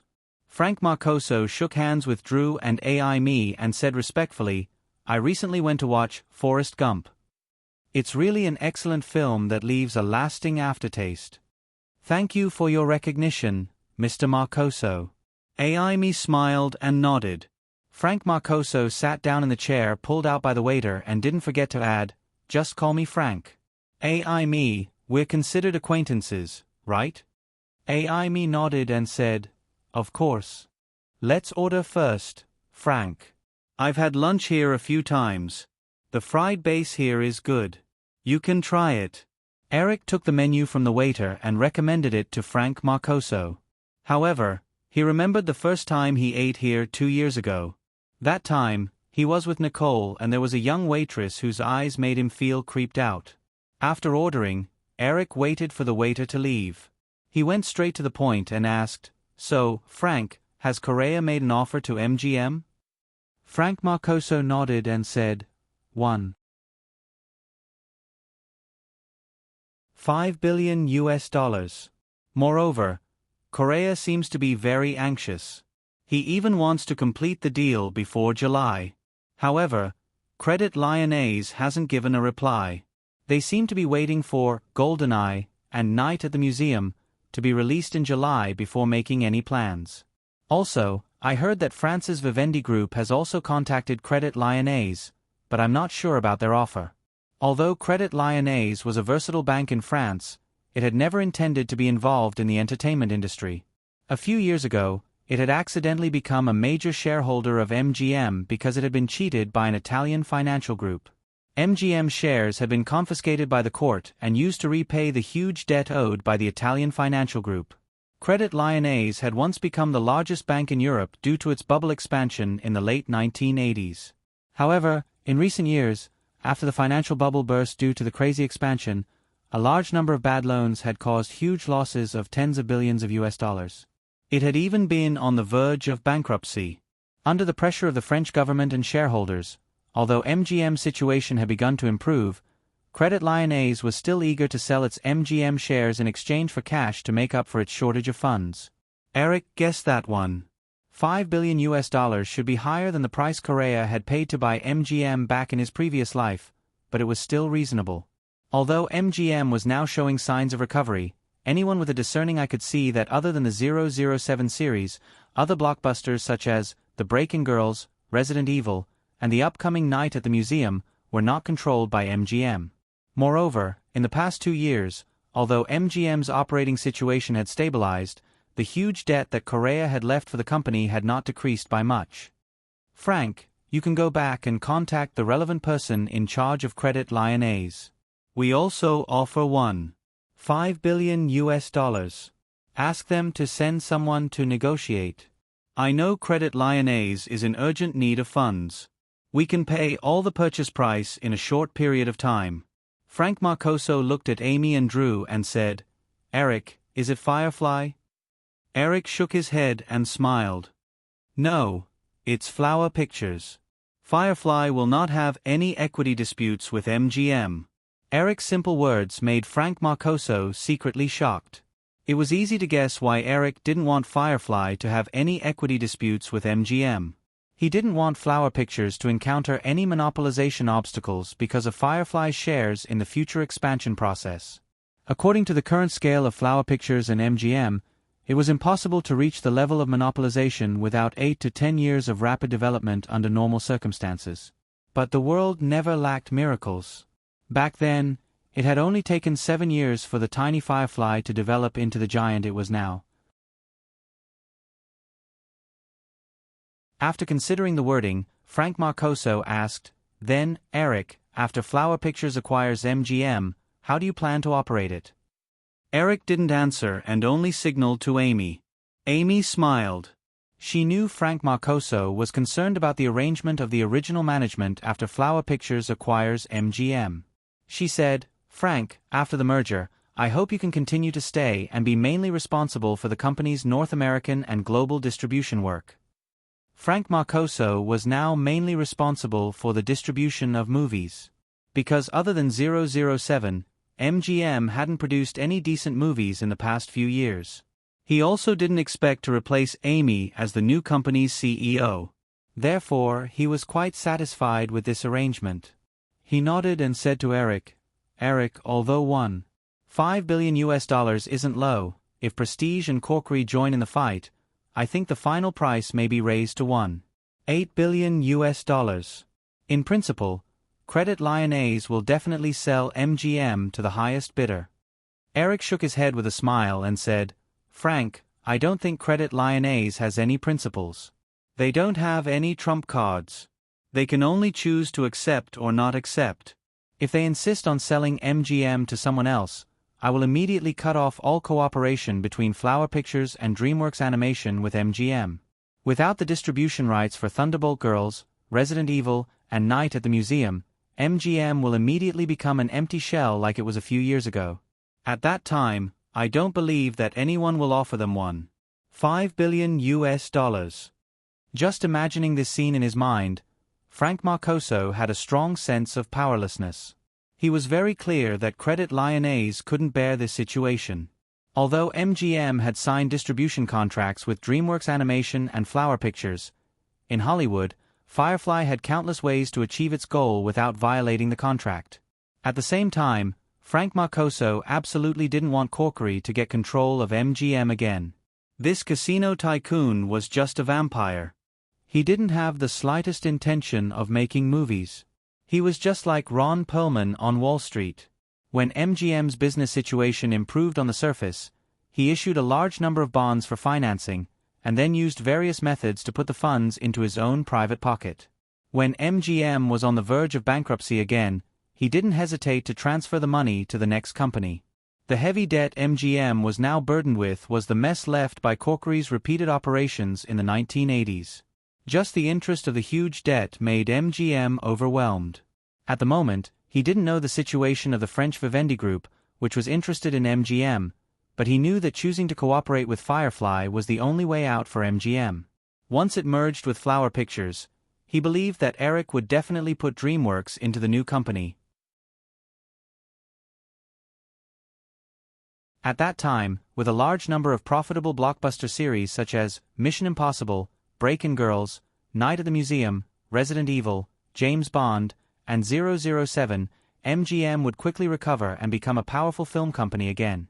Thinking that he could personally participate in the recovery of MGM, Frank Marcoso was slightly excited. He said to Eric, "Eric, I will pass your words to Credit Lyonnais." Eric nodded with satisfaction, and then it was time to eat happily. An hour later, Frank Marcoso left the restaurant. Eric, me, and Drew didn't leave. Instead, they talked about Eric's detailed arrangements for the future of Flower Pictures. Unknowingly, they chatted for an entire afternoon. The beach in the distance was already dyed red by the setting sun. Eric was about to leave with the two when the phone on the table rang. "This is Williams." Eric picked up the phone and chatted with the other party for a while, nodding from time to time. After a while, Eric had a playful smile on his face. He looked at me and Drew sitting opposite him and said, "Do you know Godzilla? You're tuning in to the Narrate and Escape YouTube channel. Don't forget to subscribe and join us on this journey to catch the most captivating stories.